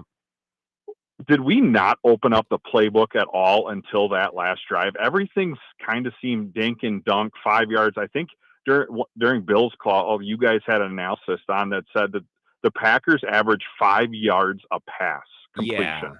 Yeah. Well, and it's especially stark with Jordan Love because his ADOT, his average depth of target. Here is from Matt Schneidman. Jordan Love led the NFL through 2 weeks in air yards per target, 12.5. As of now, in week 3, as of yesterday, he was 1.6. So yeah, Yeah, they closed off the playbook, but Luke, I mean, you saw the O-line yesterday. It was a fire drill. You want him dropping back, 8 yards behind the line of scrimmage and firing the ball. They didn't have time. They couldn't protect. I appreciate the call. This is why play calling is difficult sometimes. And I swear when I say this, I mean it. A part of this job I do not enjoy, and I don't like doing it. Sometimes I have to, but I don't like it because I hear other shows do it, and it annoys me. What I don't like is saying, all right, call me with your takes. Everybody's welcome. Come to, share your opinion about the Packers. And then people will call and they'll say, I feel like this. Well, that's stupid. That's silly. All right, next. No, well, I think this. Well, you're an idiot. Like, I don't like shutting people down. I don't even like playing devil's advocate. I feel like an a-hole. But sometimes with play calling, it's so easy 24 hours later to say, well, why did they do that? They should have done the other thing. When I think had they done the other thing and the result would have been the same, we would have wanted them to do the thing that they did. It's just so tricky. And I did pack a day with Andy last night. Again, Andy and Perry, that episode's out today. Actually, I had a good time, despite the loss. I think it was a good podcast. And Andy just kept hammering like, yeah, guys, we can talk about this or that. They couldn't run block. They couldn't pass block. When you can't do those two things, there's not a page in the playbook. It's like, oh, our O-line's playing like ass. Okay, I got just the thing. Like there's no play for that. I actually thought the relatively most successful plays they ran were the outside sweeps to Matthew Golden, and they went for like 3 or 4 yards, which mostly sucks. But when you consider they couldn't run the ball up the middle or complete passes, I'll take 3 or 4 yards when you're leading by a touchdown against a team that can't score. Those were the play calls that I like the most, and Packers fans love getting their backup of, oh, Matt LaFleur loves his sweeps and reverses. I don't know, man. He should have called every single play in the playbook yesterday because nothing was working. Like, throw the entire kitchen sink. So, again, I don't like to play devil's advocate when people complain about play calling. It's just really difficult because I think we play the result a lot. And was it a bad play call or was it just poorly executed? That whole thing. All right. We'll come back. We'll take a 3-minute break. If you're on hold, I promise I'll get you right on the other side. If you can give me just 3 minutes to get in this break, I'll get to you next. This is the Wisco Sports Show with Grant Bills on the Wisconsin Sports Zone Radio Network.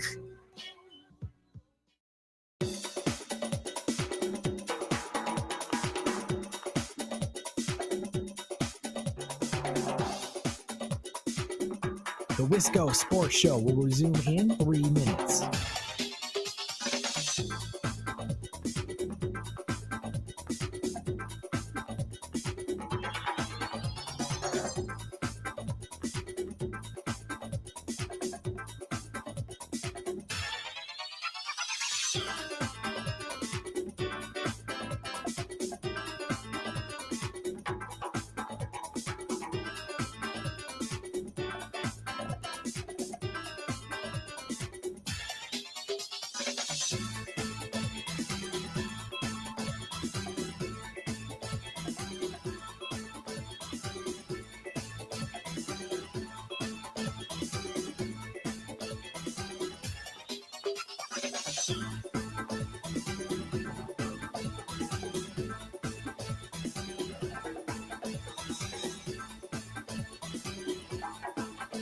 The Wisco Sports Show will resume in 2 minutes.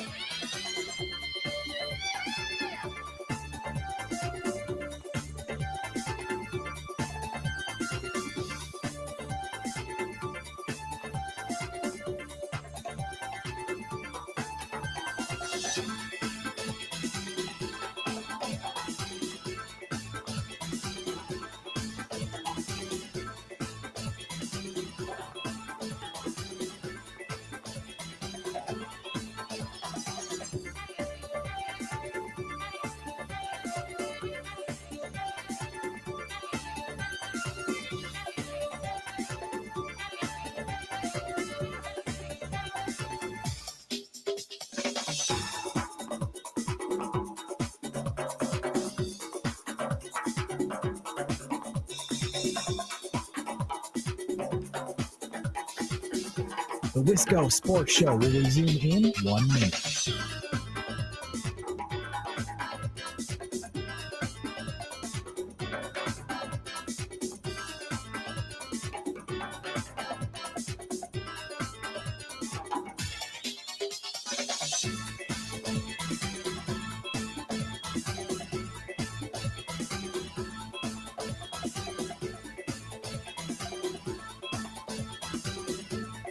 The Wisco Sports Show will resume in 30 seconds.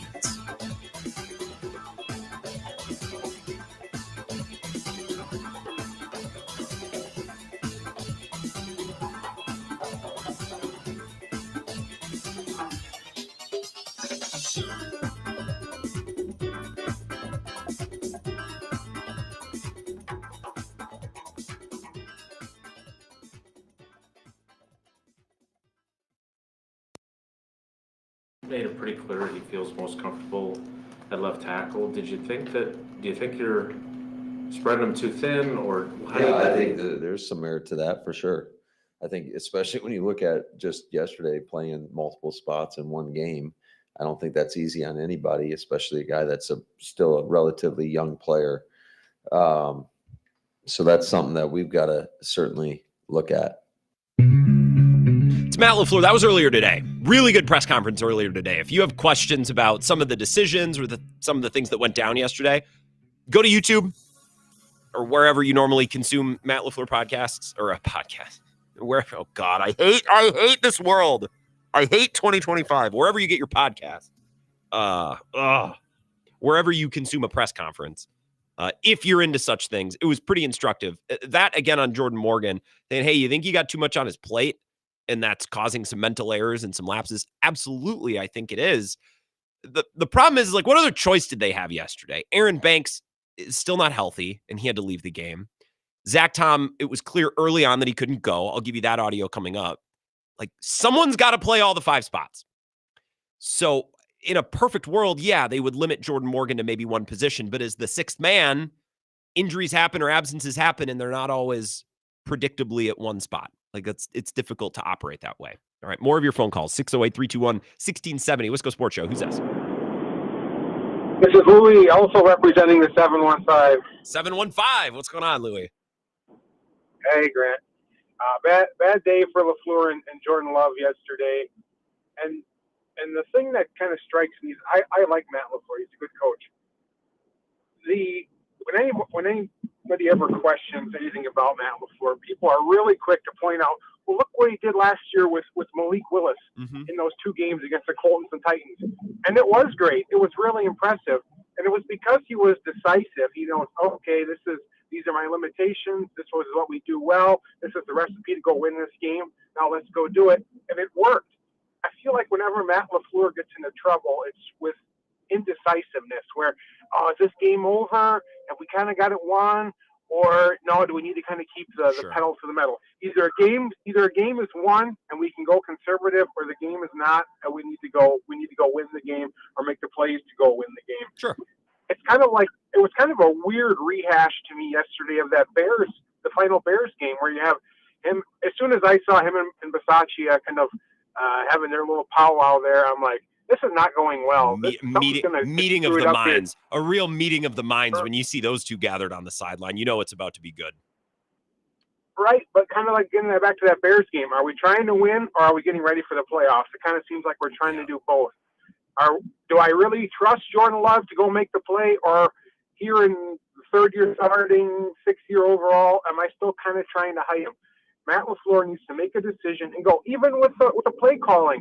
Oh, yeah, what are we going to do here? Oh, yeah, okay, I'm going to rush this play in. He needs to be decisive. He's decisive. He's a good coach. When he thinks about it too much, it gets hairy. Okay, so I think I can extend your thoughts here, Louis. I appreciate you calling from the 715 is today, I guess, is the day I decided we're going to rank area codes, and people on the internet are upset about it. So the dynamic that I think you're talking about, Louis, and I'll be back to the phone, 60 seconds. I'll come get you in just a minute. The dynamic that Louis is talking about yesterday is a game in which circumstances arise where you're no longer actually playing your opponent. You're playing the clock, or you're playing the situation. You're no longer calling plays and operating from a standpoint of beating the Browns. You're operating and play calling from the standpoint of beating the clock or beating the situation. The way that yesterday's game was going, it became clear in the 3rd or the 4th quarter, especially in the 4th quarter. It's like, all right, hey. We're not winning this game with style points. We're not winning this game in the way that we intended or the way that we would have hoped. But there's a path to victory here. It's clunky. It's not pretty, but there's a path to victory, and here are the buttons and the levers that we need to push and pull. The problem was Jordan Love's interception. That was the one departure from that. if he takes a knee. You could take a knee and try a 56. If he just takes a knee there and they punt it away, you're not really playing to win the game. You could argue that, well, you're playing not to lose. I would argue that you're playing the situation. You understand your opponent. You understand the circumstances and the clock and all of those things. So, yes, sometimes you can kind of get caught betwixt in between trying to win or trying, whatever. The Bears game is certainly, but that's a week 18, final game of the year type of thing. I think yesterday is an example of you were no longer playing the Browns. You were playing the clock and you were playing the situation. And you could have won ugly and clunky. The thing that threw that whole equation out of whack and changed the scope and the script of the game was Jordan Love's interception. All right, let's take another call. Wisco Sports Show. Who's this?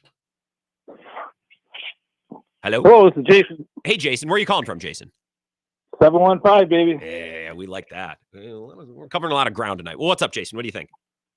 So let's talk about the Badgers first. It's fundamentals. It is overall fundamentals, top to bottom.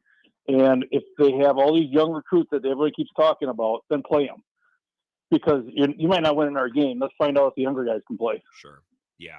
Well, and the frustrating thing is, like, they're starting a bunch of redshirt kids on the O-line, and I can't remember who I heard. I think Polzine wrote about this. I think is where I read this. Jim Polzine in State Journal Badger Extra is like, well, normally you'd be able to, all right, we're young on the O-line, but we'll be set up for the future. But that's not how college football works anymore. Like, you kind of need to win all the time. You need to, as Greg Gard says, get old and stay old. And Luke Fickell's Badgers are really struggling to do that. And they're struggling to stay healthy to boot, which makes it worse. And it's just, there's no explosiveness. There's no big plays. And then it's just beating your head against the wall defensively because they're on the field the whole time. Yeah. And then they make mistakes. And then for the Packers, it's 10-3, 3 minutes left. It's 3rd and 5. Roll them out. Get them out to it boot passes that was working. Give them a run, throw option. Yep. Something. That one got me. That one's like, as a frustrated Packer fan, instead you throw the interception. Like, your O-line is bleeding. Get them out of there. Don't let them be in the pocket. And I think, Jason, I think going back to the Commanders game, I appreciate the call. Thanks for listening. They had a play late in the second half where they rolled Jordan Love out on a 3rd down, and it was clear that the idea of the play was, we're going to roll you out, and if you have a chance to run, great, and if you have a chance to complete a pass, great, but if not, just go down and take a sack and let the clock run. And that's probably how they should have handled that play yesterday. I don't think Matt LaFleur was coaching with the absolute worst case scenario in mind, which was throwing that ball to that guy that then got returned to the 4-yard line, which maybe Matt LaFleur should have done. I don't know. Maybe you always have to coach with the absolute worst case scenario in mind. The game felt a little bit more in hand at that moment in time than having a play where it's like, roll out, and if it's not there, just go down. Because there was some legit time left in the game. It's not like there were 55 seconds left. All right, 2 more calls here, and then we'll go to our break. Wisco Sports Show. Who's this? Hello? Line 1. Hello? All right, never mind. I lied. 1 more call before the break. That's the perfect amount of calls. Wisco Sports Show. Who's this? Eric on I-90. Eric, what's going on? Your boy Carson Wentz sure lit up the scoreboard yesterday. There's nothing to complain about in Minnesota Viking land. No, that was a fun game. And now they go to Europe for the next 2 games, right? Right. I should get twice as long now because that guy didn't answer, which is only about a minute. That's how it works. I got to go. Right, go ahead. Part of this is really falling into the thing you talked about. You've talked about a lot, Grant, is that great defenses cannot really win every game for you because sooner or later, you gotta make that drive. They'll have a stinker at some point, even the best defenses. Right? Yep. I mean, the best defense, the Green Bay defense played out of their minds all day long, and Cleveland kind of fuddled around on offense all day long, and they snuck a couple plays in to win the game. Mm-hmm. And I would just say to all you Packer fans out in Packer Nation, sometimes it goes this way. Yeah. It just does. Right? Eric, isn't that kind of why we love the NFL? Like, I know it sucks because the Packers lost yesterday, but isn't that kind of why this league is the balls? Is you can play like crap for 3.5 quarters and then all of a sudden you win. Right. You pull enough together to make it happen. And you had an offensive line that you were mishmashing and all. Well, welcome to the party. Sorry. Yeah. Everybody's doing it. Mm-hmm. Everybody's doing it. That made it a little bit easier to stomach yesterday when I looked around and saw, a bunch of teams blew it. Oh, well, okay. At least we have company. What you might want to do now as kind of a leader of Packer Nation is you might want to just kind of make a hint here. You might lose another game. You might. Because I think last week it was kind of being hinted and not going to lose another game. You might lose one more game. So don't This could blow happen. a gasket. Yeah. No gasket blowing from me tonight. Eric, two things very briefly before I let you go. Survivor's back on Wednesday. Are you locked in and ready? Yeah. I'm fired up about that. Okay. And will we see you at any of the shows between Thursday night or Friday morning? Are you going to tap the golden can with us? Oh, I completely forgot about that. Well, don't forget about it. You have all week, but we will be tapping the golden can on Friday morning. Ebo would love to see you, I know. I mean, I'll be there too, but I'm sure Ebo would love to see you. Well, let's see here.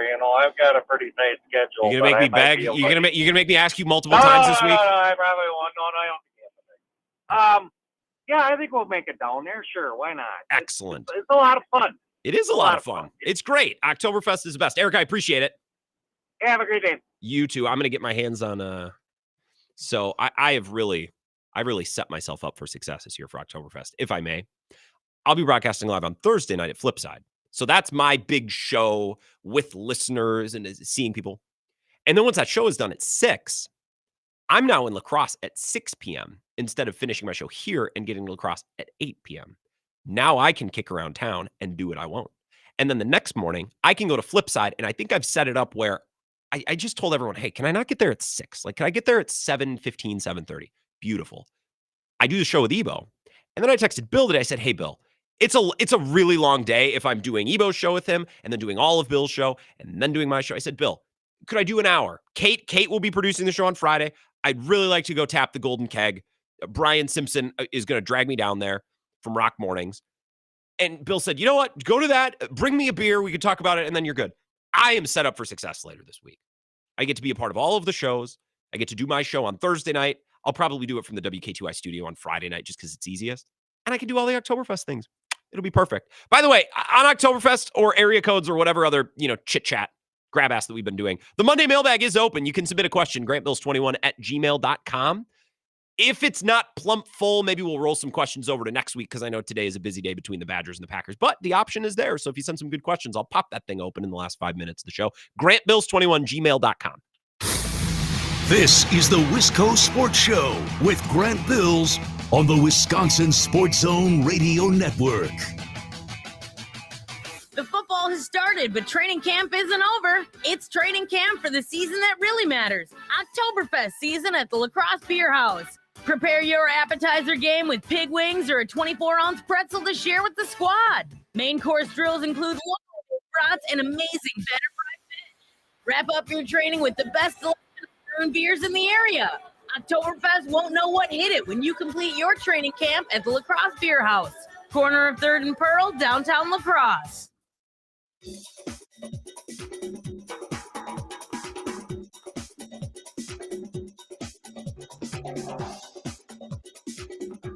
The Wisco Sports Show will resume in 5 minutes.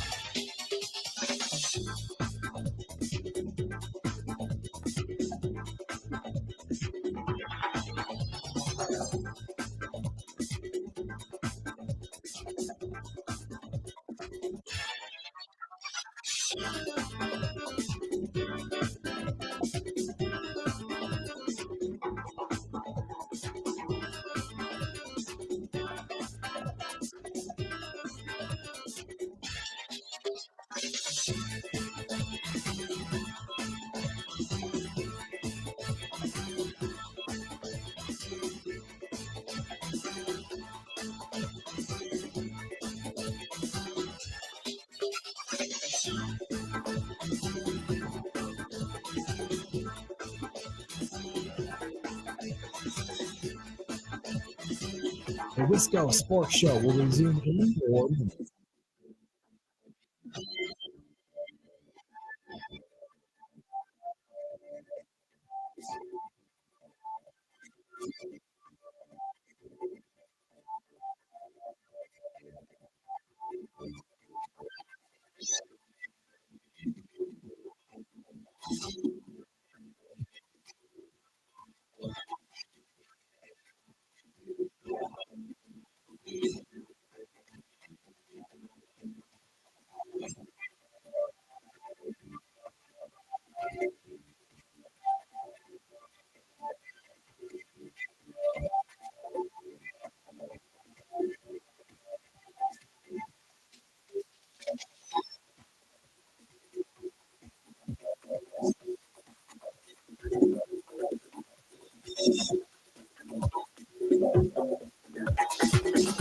The Wisco Sports Show will resume in 3 minutes.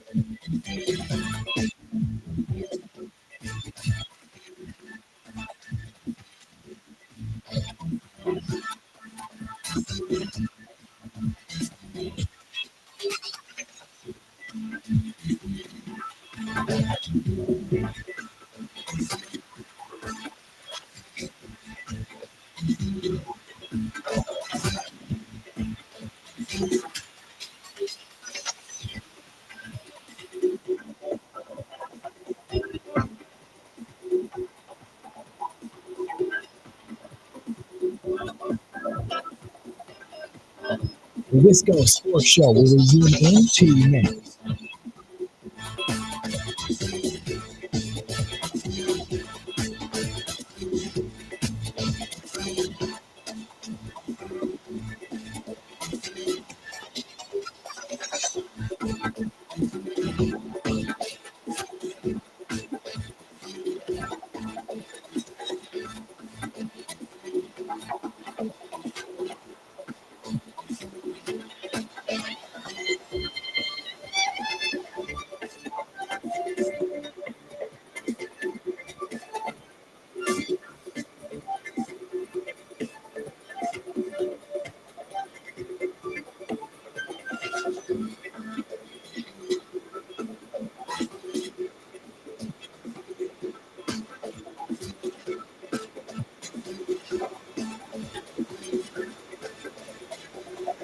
The Wisco Sports Show will resume in 1 minute.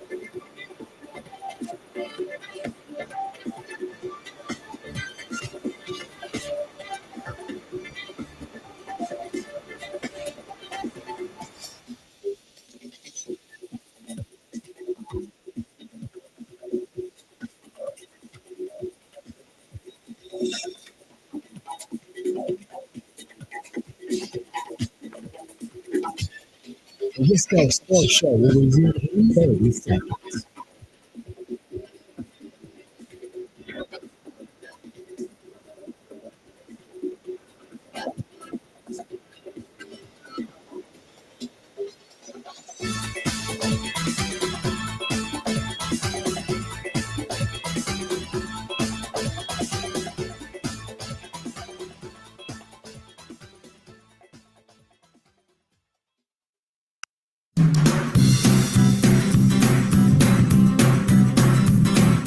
Wisco Sports Show. This will be a little bit of a quicker segment. I want to save some time, the last segment. The Monday mailbag is open. Submit your questions, grantbills21 at gmail.com. Bills, by the way, is spelled B-I-L-S, as in Sam, E.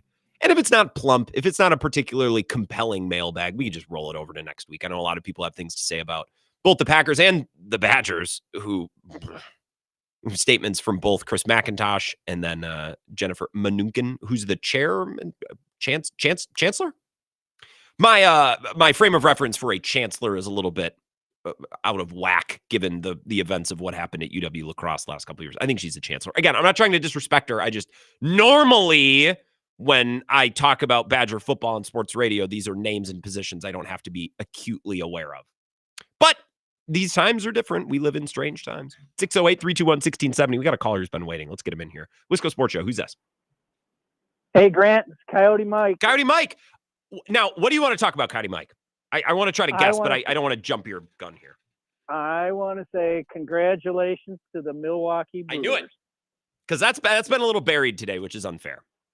Yeah, understandable. I actually had to go to the bar to watch the Packer game yesterday, and trying to watch the game in the bar, I couldn't get into it, and they lost, and I walked out of there, and the Brewers lost. I didn't even think to figure out if they were going to win still had a chance to win the division yesterday, but they did. So good for them. They just have to win 3 games out of these 6, and I think they got it, because I think they have the tiebreaker over Philadelphia. I am... I look, Coyote Mike, I'm not trying to be this guy. I'm not trying to I am very concerned about their chances in the postseason, considering how many guys are just hurt. Like I question whether or not they have the arms. But then again, wouldn't it be the year that no one expects them to do it? That would be the year that they did it. But then again, I've thought that before, and it's never their year. It's never their year. That's been the story of the year too. They just seem to somehow keep finding ways. So that's all I wanted to say, Grant. You know what? I'm going to be jealous of you this weekend. You're going to be in La Crosse for Oktoberfest. God, I wish I was there. I'm going to be there the next weekend, though. Why are you showing up a week after? What's up with that? My nephew's getting married. Oh. So he's getting married in Dakota, which is right across the river. So we're going to Strasser's Bar. Sometime on the week, and then we'll go up maybe Eckert's and Eckert's Orchard. I've been there. My buddies took me up there once, and me and my wife wants to go up there. So we're looking for a good time. Strasser's is badass. I appreciate the call, County Mike. Enjoy the wedding. I remember my first time at Strasser's. I lived on 10th, but it was like the corner of 10th and Green Bay, I think. Green Bay? Yeah, Green Bay. Right by like Badger Corrugating. And me and my buddy, it was just a summer night. We were just walking around. I don't know where we were. We were just walking around outside because people used to do that. You just go outside, you get fresh air. And we stumbled on this little neighborhood bar with the lights. We're like, what is that? What is this? It's like we found Narnia. Strasser's is a cool place. Enjoy, Coyote Mike. We wish we could have you at Fest, but maybe another year. All right, one more call here. Wisco Sports Show. Who's this? Ridge Runner Mark, how we doing, sir? Good evening, Ridge Runner. I'm doing well. How about you? Not too shabby. First off, Brewers. Yeah, I'm really happy for them. They're playing the right way at the right time. I do want to do the reverse psychology thing of, well, people are on the injured list, but it seems like whenever we have the stars aligned, so to speak, that's when they really don't do well. So yeah, I would ask when the stars have ever been aligned, but they've been more aligned in the past than it feels like they have been this year at this moment in this year. So I guess I agree with that. Well, like last year, their strength failed them. Their closer, their pitching, that failed them. This year, their hitting is still as good and as maintained. We haven't seen a huge drop off. Sure. When it comes to Oktoberfest, having lived here my entire life, I used to be okay with it. But when I would go downtown, I'd want to go to my bar and hang out at my bar, which usually was a place like the casino. Yep. Oh, R.I.P. Oktoberfest for La Crosse residents is like Christmas and Easter Mass for the every weekers. Like it's just you gotta put up with all the other people that muck up the parking and the seating charts in the pews. But you have to appreciate all the people enjoying your thing. It's like, well, deep down, even though we feel a little jaded, better to come on Christmas and Easter than to never come at all. You know what I mean? Right. Yeah, there's plenty to see and plenty to do, and the beer flows like honey, which is always nice. And I always think I just go to the grounds because I used to try to we'd go into bars like, oh, they're so busy, but then you go to the grounds like, okay, there's space to spread out, but as a student, like you never go to the grounds because you're either not 21 or you're like, well, what are we going to do down there? But as you get older, I don't know. I think Oktoberfest gets better as you get older. Like it really wasn't my bag as a student. There were just more people in town and you just drank more. Not that you ever needed an excuse for that. You're at that golden age of Oktoberfest is amazing and awesome. And I would agree with that. And plus, you get to do it for your job. You're getting paid to do it. Yeah. Holy cow. Congratulations. It's a good gig. The three of us, I am very excited with Bill and Ebo, and we're going to get into town a little bit earlier on Thursday. So, I'm very selfishly looking forward to it. I might leave work a little bit early and hit the flip side before you wrap up your show. Let's go. Maybe. Well, we get the boneless wings. You can get some of those on Thursday. The happy hour 3 to 6, 2-for-1 house wine, tap beer, rail mixers. Build a nice little base for the rest of the weekend. Ridge Runner, I appreciate it. I hope so. I hope to see you. I don't think I've ever met Ridge Runner Mark in person. Met Southside Scott. That was earth shattering last year when I was there. Stepped outside and had a cigarette with a couple listeners because when you're hanging out with listeners, you do what listeners do. We're going to have a smoke. All right. Yeah, I'll come out and have a smoke for sure. The Monday mailbag, we can wrap up the show with that. Send me an email, grantbills21@gmail.com, if there's anything that you want discussed on the show. Otherwise, if the mailbag isn't especially plump and full, I have a couple comments from Matt LaFleur. Some of the things that he said earlier today about the health of Zach Tom, which is important, and special teams and what went wrong in that field goal block. So we'll get to that next as we wrap up the show. This is the Wisco Sports Show with Grant Bills on the Wisconsin Sports Zone Radio Network.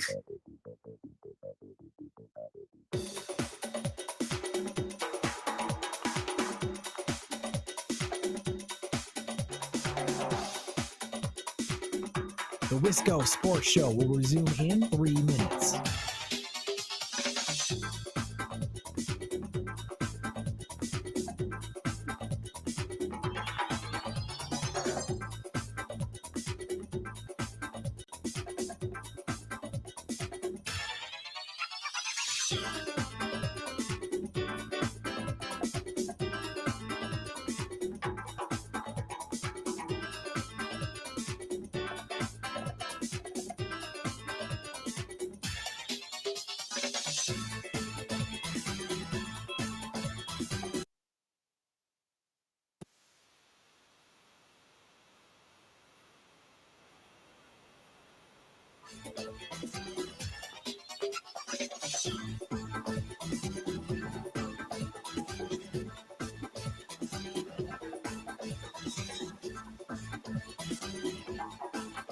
The Wisco Sports Show will resume in 2 minutes.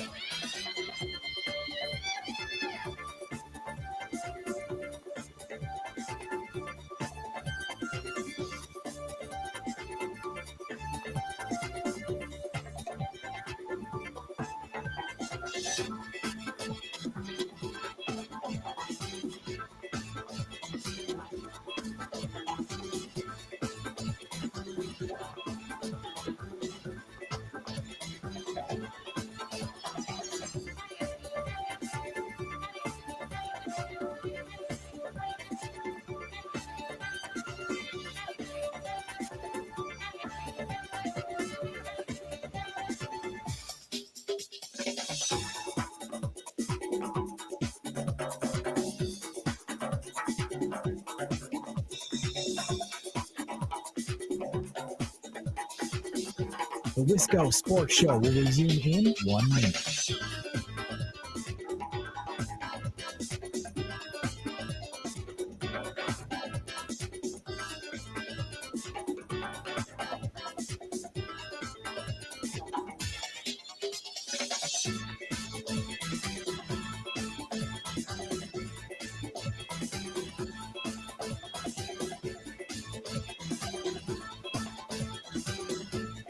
The Wisco Sports Show will resume in 30 seconds.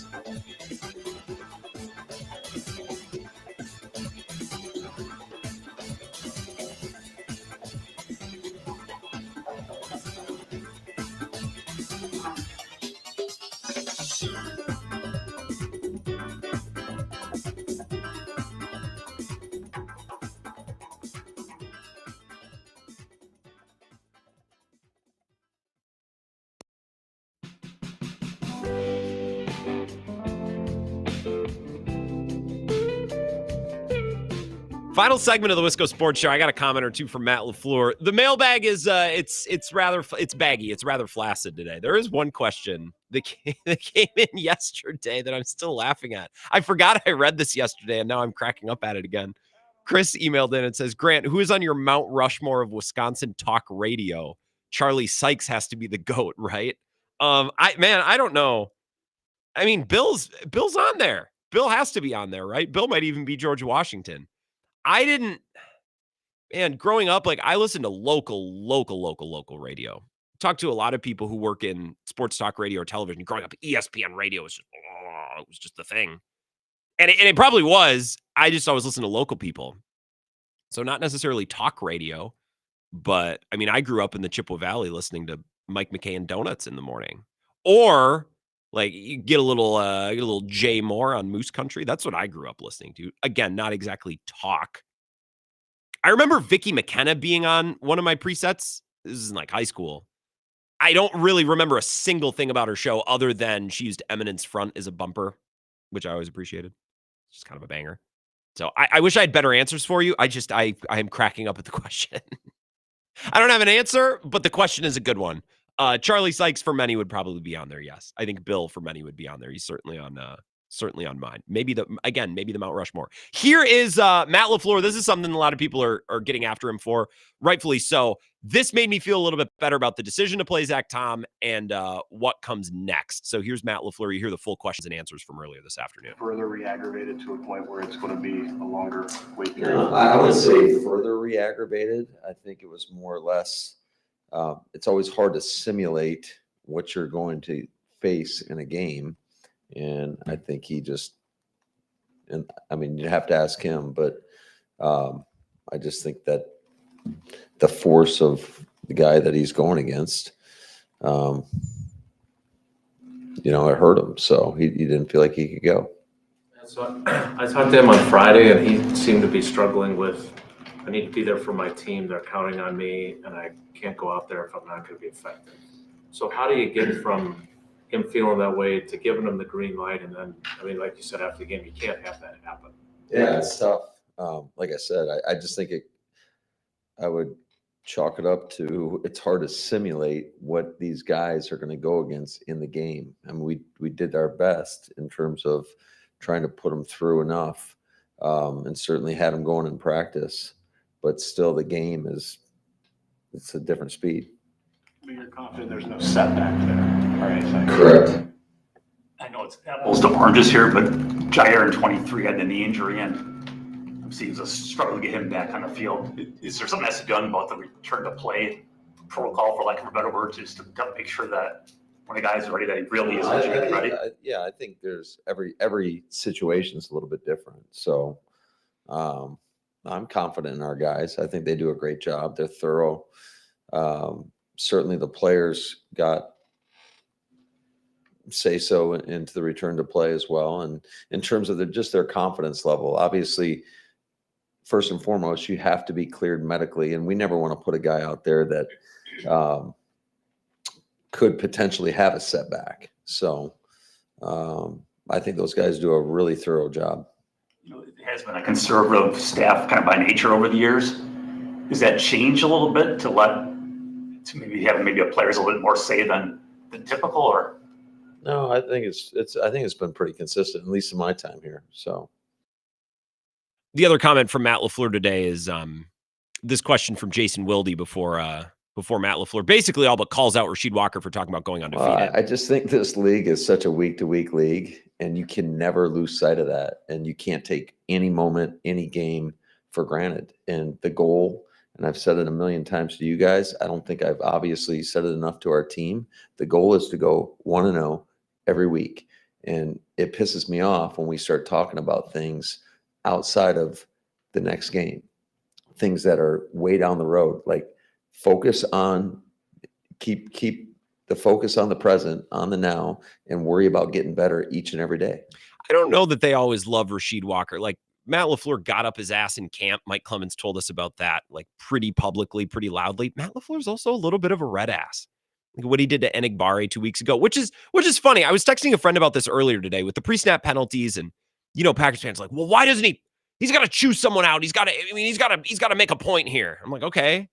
But then I remember against the Commanders, he lit up Kingsley Enigbari on the sideline. Everyone's like, dude, take it easy. It's like, well, what do you want from this guy? What do you want from Matt LaFleur? You know what I mean? So we'll pick up on this tomorrow. Mike Clemens will join us. If he's not traveling back, I think we'll be able to get Mike tomorrow. I also think I want to get a Badgers guest on this week other than Jesse. Maybe we'll try to connect with Colton or somebody tomorrow. We did Zach last week, so maybe Colton Bartholomew tomorrow. Should be a fun week as we get ready for Oktoberfest in La Crosse. Tapping the Golden Can. Have a good night. Enjoy the Brewer game. Talk to you tomorrow at 4.